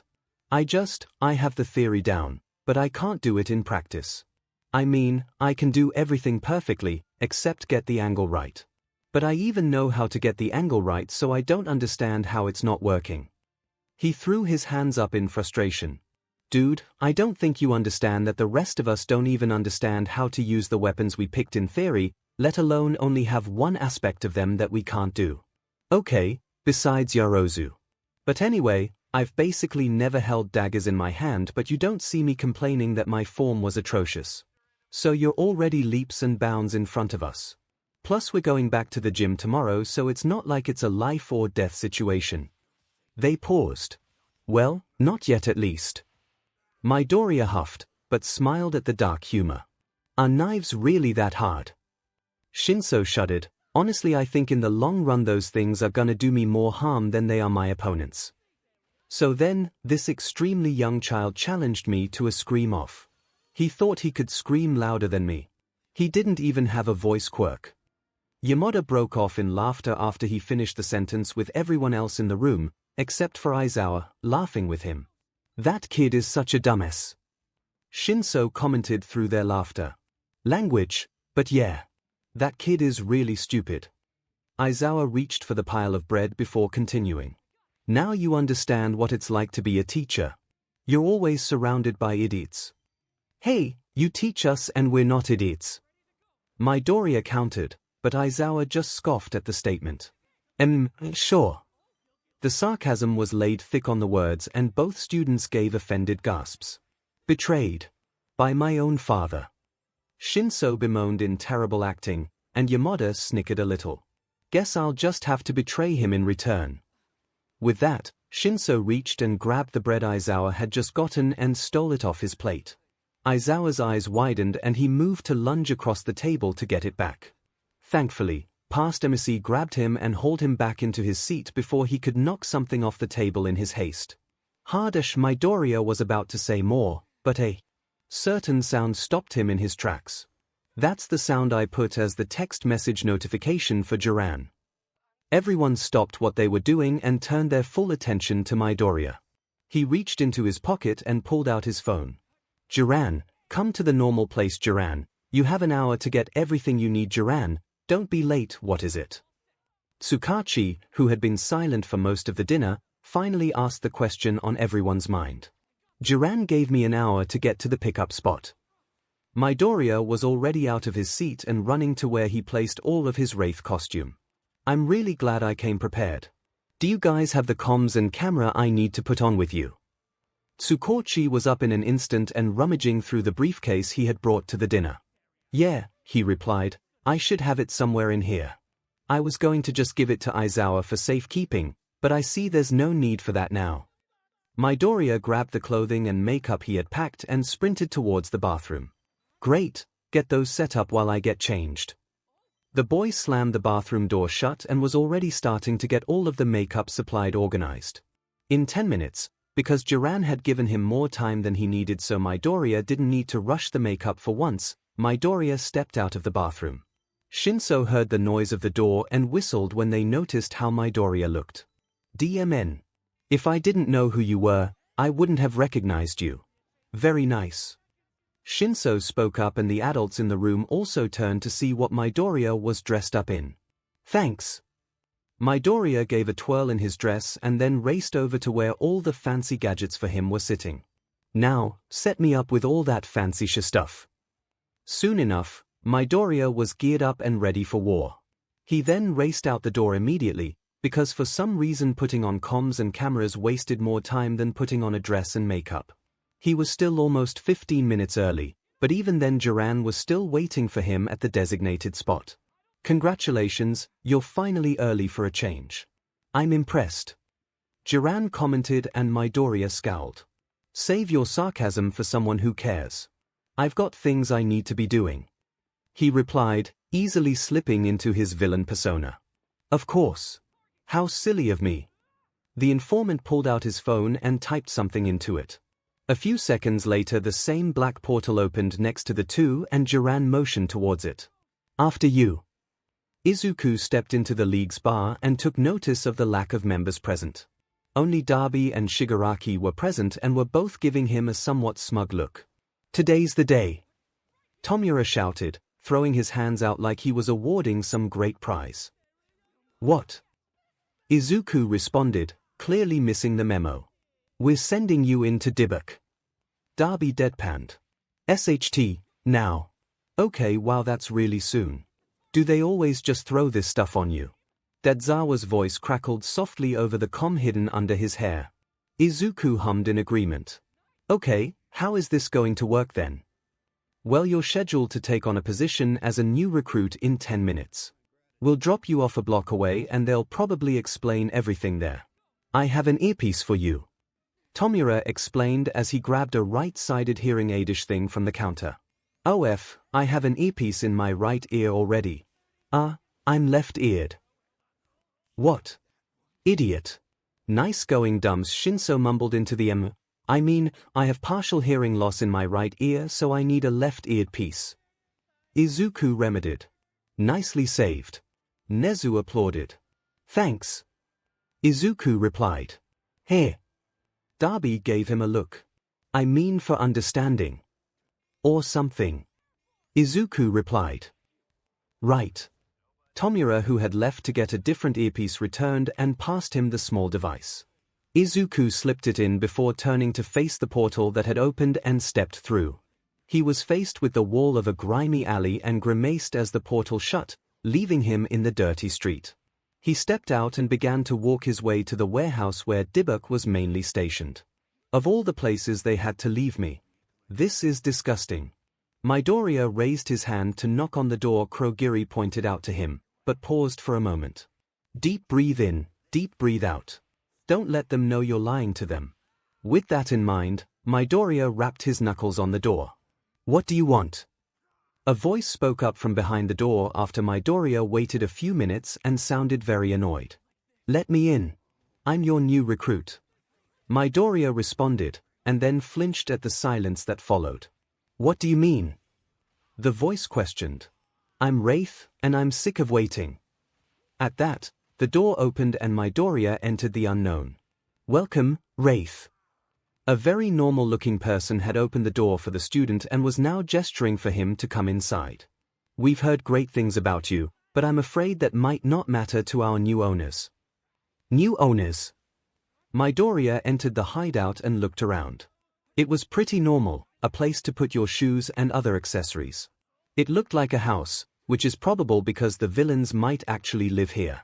I wonder what that means. Present MIC questioned from Midoriya's earpiece at the same time that Shigaraki spoke up. You better not be kicked out this early in the game, the League of Villains' leader threatened. Such a lovely thing to say to your new employee. Oh yes. The Shy Hasaikai just recently bought us. It's like we're a company, but oh well, you'll do what you can for money. Plus, they also give us protection, so it's a win-win. The villain led Midoriya deeper into the compound and explained the turn of events. Those FRs, of course they get our prey before we can. Shigaraki snarled and Midoriya almost flinched at the volume that came from the com. Calm down, Kurogiri's softer voice popped up and Midoriya almost sighed with relief. This is a great opportunity for us. The green-haired teen heard the League continue to talk, but they had moved far enough away that Midoriya couldn't make out exactly what he was saying. Soon enough, too soon in Midoriya's mind, the two of them reached the lounge where all of the main villains were sitting. Midoriya recognized a few of them, but most were unknown to the vigilante. Who's this beach? One of the multiple evildoers pipped up and glared at Midoriya. This is Wraith, our newest recruit. An accomplished hacker that has information on almost everyone. The person who stood next to the teenager replied. Oh, if you're so good at hacking, what exactly do you have on the League? Someone who was obviously important asked. Midoriya paused, waiting for a response from his earpiece, but nothing came. Well, you see, he began, trying to stall for time, but the leader was not pleased with his response. She's useless, kill her. The toucan-masked villain waved a hand in Midoriya's direction and he froze. Right now would be a great time to convince them to stop trying to kill you. Shinso screamed in Midoriya's ear and Midoriya flinched. Dabi is Todoroki Tuya. Everyone froze and Midoriya continued. Give me more time, and I can find out more. Then I guess we'll keep you for the time being. The leader person spoke up and relief surged through Midoriya's body. However, seeing as you're not that useful, we'll have to give you a second job. I have a lovely daughter named Eri, who needs let's go with nanny. Seeing as you're relatively young and a girl, I'll put you in charge of taking care of her. Holy SHT, this is everything I need and more. One of my subordinates will lead you to her room. If she escapes from there, there will be consequences. Of course. I'll do my best. Midoriya replied and the toucan man smiled, or at least seemed to have smiled. I should hope so. Anything less would lead to unfortunate things. This is Wraith. She's going to be your nanny for the time being. Treat her well, or don't, I don't really care. Toucan Man's subordinate opened the door to a small bedroom where a little girl was sitting on the bed. At the words, the girl's eyes went from the villain to Midoriya, who tried to smile reassuringly at her. It must have worked at least a little, because some of the fear went out of her eyes. Well, keep her occupied for a moment, okay? The villain didn't even wait for Midoriya to reply before continuing. Great. Bye. He shoved Midoriya into the room and slammed the door shut. Eri flinched at the noise and Midoriya rushed to comfort her. It's okay, it's okay. Nothing bad is going to happen to you. Not while I'm here. He whispered and slowly wrapped his arms around her once she calmed down enough to let him. Oh, you have a soft spot for kids, I see. That's perfect, because we're going to have you break her out. Darby's voice echoed out of the earpiece and Midoriya's eyes widened. That's not good. UA has to act fast, we're running out of time. It was the day after Midoriya's impromptu visit to multiple villain organizations, and it was also the weekly meeting of all the dads, Midoriya and ♀. So, after class the two classmates made their way to Nezu's room. So, how sessed off are the dads gonna be this time? ♀ asked. They knew that Midoriya would sometimes, accidentally, forget to tell the adults important information about the project, and that could lead to many fun rants. Haha, Izuku chuckled nervously. Well, it won't be a light-hearted meeting, that's for sure. But they can't get mad at me because they did hear everything that happened. He got a disappointed stare as a response, probably at the fact that his choosing not to acknowledge the fact that the dads would get mad at him for doing anything dangerous at all, no matter if they knew about it beforehand. Yeah, it's not going to be fun. Nezu's door was already open when the two got there, and they looked in to see everyone else was already there. Midoriya quickly walked in and sat down in his designated seat, getting ready to tell everyone the news. So, you know how I'm practically a member of 𝐷𝐷𝐵𝐷. Right, well, turns out 𝐷𝐷𝐵𝐷 is now, how do I say this, entering the 𝐂𝐻𝐻 Sekai. So basically I've kinda skipped like 5 steps in our plan. Woohoo! A blank stare was directed at the vigilante, from Fatgum, who hadn't been listening to the comms which it had happened, while Nezu clapped his hands together in delight. Fantastic! Now 5 incredulous gazes were directed at Nezu. Now, he was going to go into the 𝐂𝐻 eventually, and now he doesn't have to wait as long or join another organization, 2 things which would add more danger. I suppose you're right, Aizawa conceded. But still, from what I heard, if Midoriya makes a single mistake he will be killed. Yeah, but if I leave I might be killed as well. His phone went off while the student was speaking and he pulled it out. Speak of the devil. Jiran says the League want to meet and talk about the plan to rescue the little girl. And then he sent a location with a time that's in an hour. So what do I do? Aizawa and Tsukochi looked at the boy like they couldn't believe he was finally asking that, while the other adults started muttering. What is there to do? Present MIC spoke up. I mean, we've been practically winging it this entire time, even when we have information, and it's worked out fine, so I don't see why we should stop. Plus we don't even know what's going to happen, and neither to any of the villains, so we're still at an advantage. This isn't even a job interview, it's just a placement test, probably. You can't really prepare for that. So I say we put an earpiece in his ear, dress him up like a girl, and send him on his way in an hour. I should have recorded that. I mean, mature adult heroes, saying it's okay to wing it. ♀ gave a pointed look towards Aizawa. I will hold you to that. Present MIC chuckled. Izuku walked through the portal for his pre-infiltration check in thingy, not expecting much. He was not so pleasantly surprised by the rage and bloodlust-filled looks of his new teammates. I would like to know something, Shigaraki. Started. It became apparent to us in your last infiltration mission that you took the liberty of looking us up, seemingly extensively. So I asked Jiran to do some checks on you and, wait for it, you don't exist. It's like your data file was wiped. Midoriya's face whitened, but he refused to show fear. Izuku, get out of there. Tsukochi's voice echoed in his ear. We're already on our way, we've got your GPS up and are around 30 minutes away. We'll be there as soon as we can. Aizawa's voice replaced his, so, I believe an explanation is due. Darby's voice broke Midoriya out of his thoughts, but the boy refused to flinch at the look on Darby's face. Yes, well, it appears you didn't look hard enough. Midoriya retorted, looking only slightly afraid. Oh, is that so? And what exactly do you mean by that? Kurogiri asked, slowly leaning forwards and getting in Midoriya's personal space. I'm trans. You probably couldn't find me because of that. I, of course, made sure to cover my tracks at least a little in the villain world, but I couldn't get rid of everything, which would be under my dead name. So that's why you couldn't find me. I was so excited. Toga whined and stomped her feet like a 4-year-old. That's no fair. I want a girl friend. You, Beatage gender doesn't define me. I'm still a girl. Midoriya defended his made-up gender and heard ♀ laugh. And you're sure you wouldn't happen to be Izuku Midoriya of UA, would you? Nezu's personal student. The one currently in charge of our villain case. Shigaraki sported a wolf grin as he walked toward Izuku and grabbed the student's chin. No, I am no such person. In fact, I would be offended you would think that, if that also didn't mean that I look younger than I am. Well, there are multiple ways to find out if you're lying, aren't there? Shigaraki's eyes narrowed and he lunged towards the boy. Izuku turned to run from the scene but fell through a portal onto the floor. He felt a chapped hand surround his neck. He braced himself for the inevitable but was shocked when he was pulled to his feet in a four-fingered grip. I wonder how your little friends on the other side will take to hearing your screams while we get what we want from you. Shigaraki chuckled behind him and dug his finger into Izuku's ear. The earpiece was ripped from his ear and thrown on the bar. Midoriya was manhandled into a chair that had been dragged into the room and plopped down dramatically before being tied down.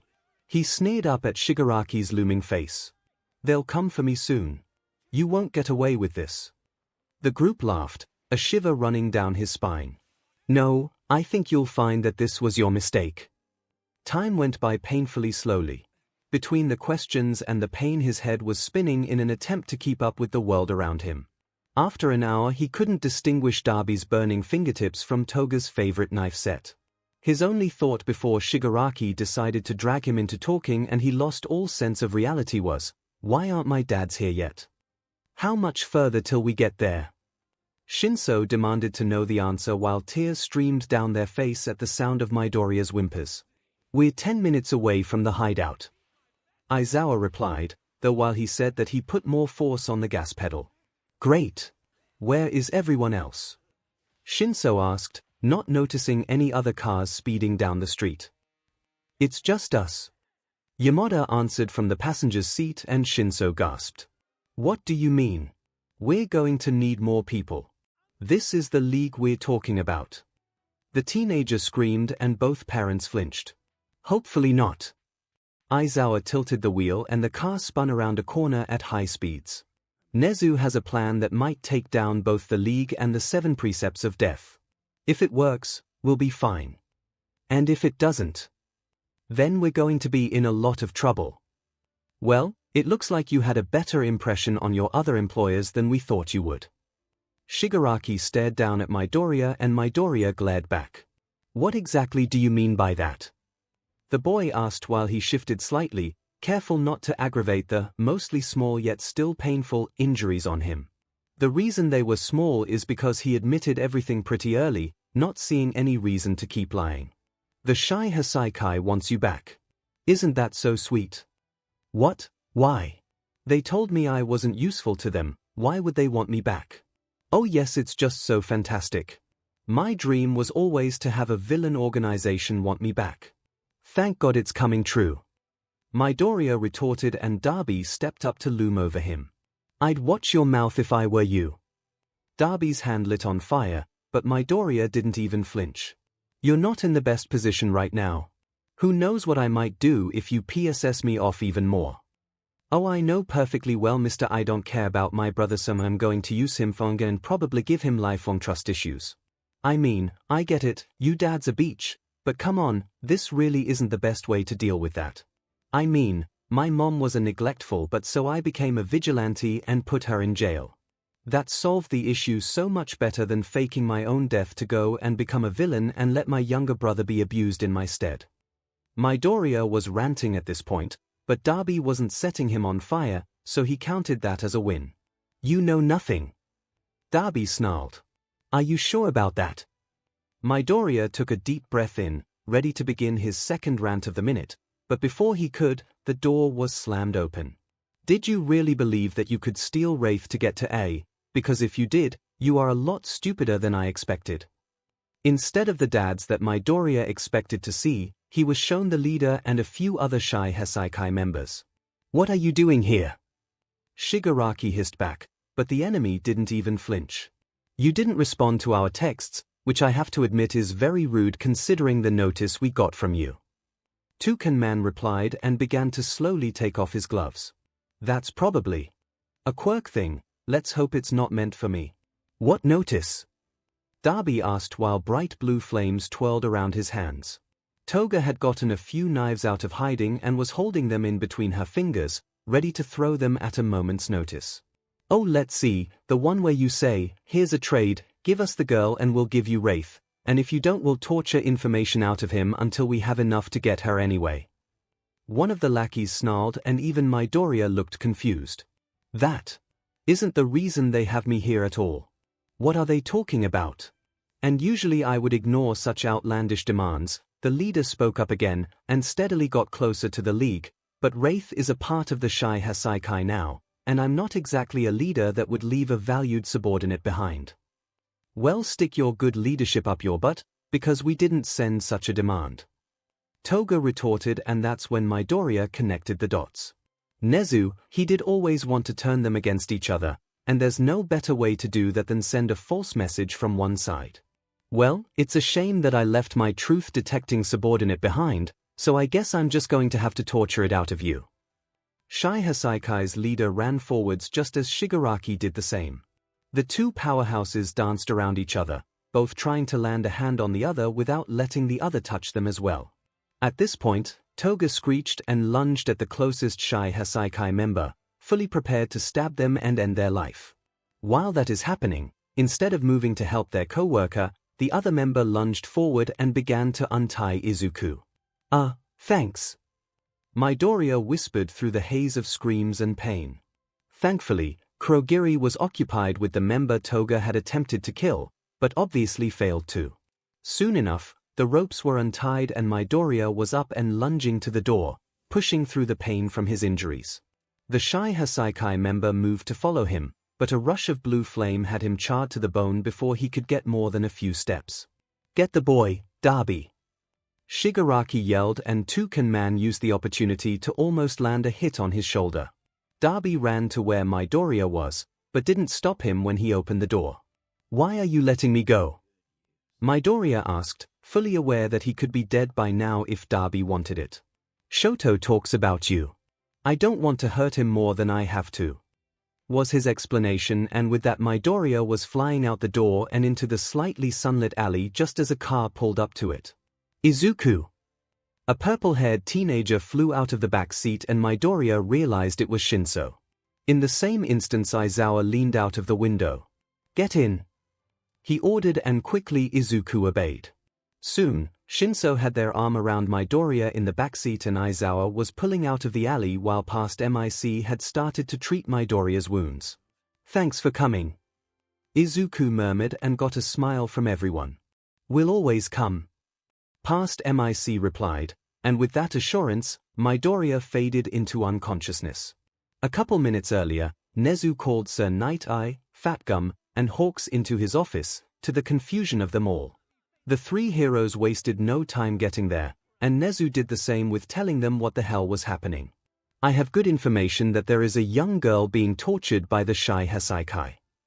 Gasps were heard from every one of the heroes. "And right now is the only time we might be able to get her out. The leader and most of his close subordinates are fighting the League of Villains, so she should be mostly unguarded." The rat pulled some papers from his desk and passed them out. "You have about an hour to gather your teams and read through this. I'm very sorry I can't give you more time, but if this goes correctly not only the League of Villains will be taken down, but also the 𝐒𝐻𝐻𝐼." Sir was already reading through the packet, not fazed at all by this all being thrown at him, while the other two were kind of dumbfounded. They quickly found their composure though, and ran out the door to get everything set up for the raid. Time passed quickly, Nezu setting up his cameras and getting a plan ready for when everyone came back with their groups. When they arrived, Nezu counted 15 heroes in total, a perfect amount, all with a wide range of skills and weaknesses. The rat quickly paired them up into teams of 2 that he hoped could cover each other's back, and gave them a camera. "Does everyone know what's going to be happening?" The teams nodded, so he continued. "Ei is on the bottom floor of the base, so it will take a lot of firepower to get to her. That's why we're not splitting up. The police will be outside to catch any runners, so while it is a good idea to arrest anyone you can, that is not the objective. After this is all over we can thoroughly search the building and get anyone we missed." He turned around to hear, "How exactly did you get this information, exactly?" It was Hawks, not doubting Nezu at all, merely curious. "From apparition, of course," the rat replied, to the astonishment of everyone. It was not well known that Apparition was a kid, but for all of this to be happening because of a single vigilante was impressive. Now, get in your cars and let's move out. Nezu himself was not combat-oriented, and, in any other case, would just sit back and let the heroes do what they needed to do. But he owed it to his student to make sure it was done right, with minimal casualties. Kami knows Midoriya didn't need to blame himself if this went wrong, especially after getting kidnapped by the League. Nezu walked into the small, unlit room with a warm smile on his mouseish face. It took a minute before he spotted the small, well technically she's his height but whatever, girl. Hello. I'm Wraith's friend. He said carefully, as not to imply that he was anything like Overhaul. My companions and I are here to bring you somewhere safe. You'll never have to be experimented on again. Eri looked up at the principal, with hope in her wide eyes. She made quick work of gathering Nezu in a hug, tears streaming down her face. Nezu led the girl to Fat Gum, who was waiting outside the door, who carried her through the semi-destroyed base until they made it to the surface. Is this the girl? The hero asked carefully, looking at how she was grabbing onto Nezu's fur. It must have hurt, but the rat didn't complain. He always did have a soft spot for children. The principal nodded. This is Eri. Eri, this is Fat Gum, a hero. He helped me get you out of there. They were walking at a quick pace, trying to get out of the violence as soon as possible. I'm sorry we took as long as we did, but don't worry, you will never go back there. Fat Gum had a suspicion that that last sentence wasn't for Eri alone. Midoriya woke up in the hospital to see ♯and Todoroki sitting in the waiting chair next to him in a very emo pile. Past Mic, Nezu, and Fat Gum had to leave before to finish their hero duties. Midoriya tried to quietly stretch and wake up his stiff muscles, but when he tried the machines attached to him screamed in annoyance. Who's there? ♯woke up gradually, while Todoroki shot out of the chair and raised his left arm, ready to set the intruder on fire. Sadly, half of ♯was on Todoroki, so when Todoroki left the chair, so did ♯, albeit less gracefully. What the F? Now ♯ was fully awake, and rubbing his side from where it slammed onto the ground. Haito-chan. Todoroki. It's okay. Midoriya frantically tried to calm down the two teenagers while also trying to make the machines calm down. What happened? Todoroki asked while he slowly scanned the room. Nothing. I just moved and the machines decided to scream at me.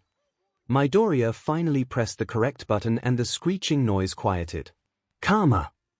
♯ replied while they fell back into the chair. Nijiza. Midoriya countered. Of Todoroki began snickering uncontrollably at ♯'s look of deep confusion. It's a manga thing, you wouldn't get it. You read manga.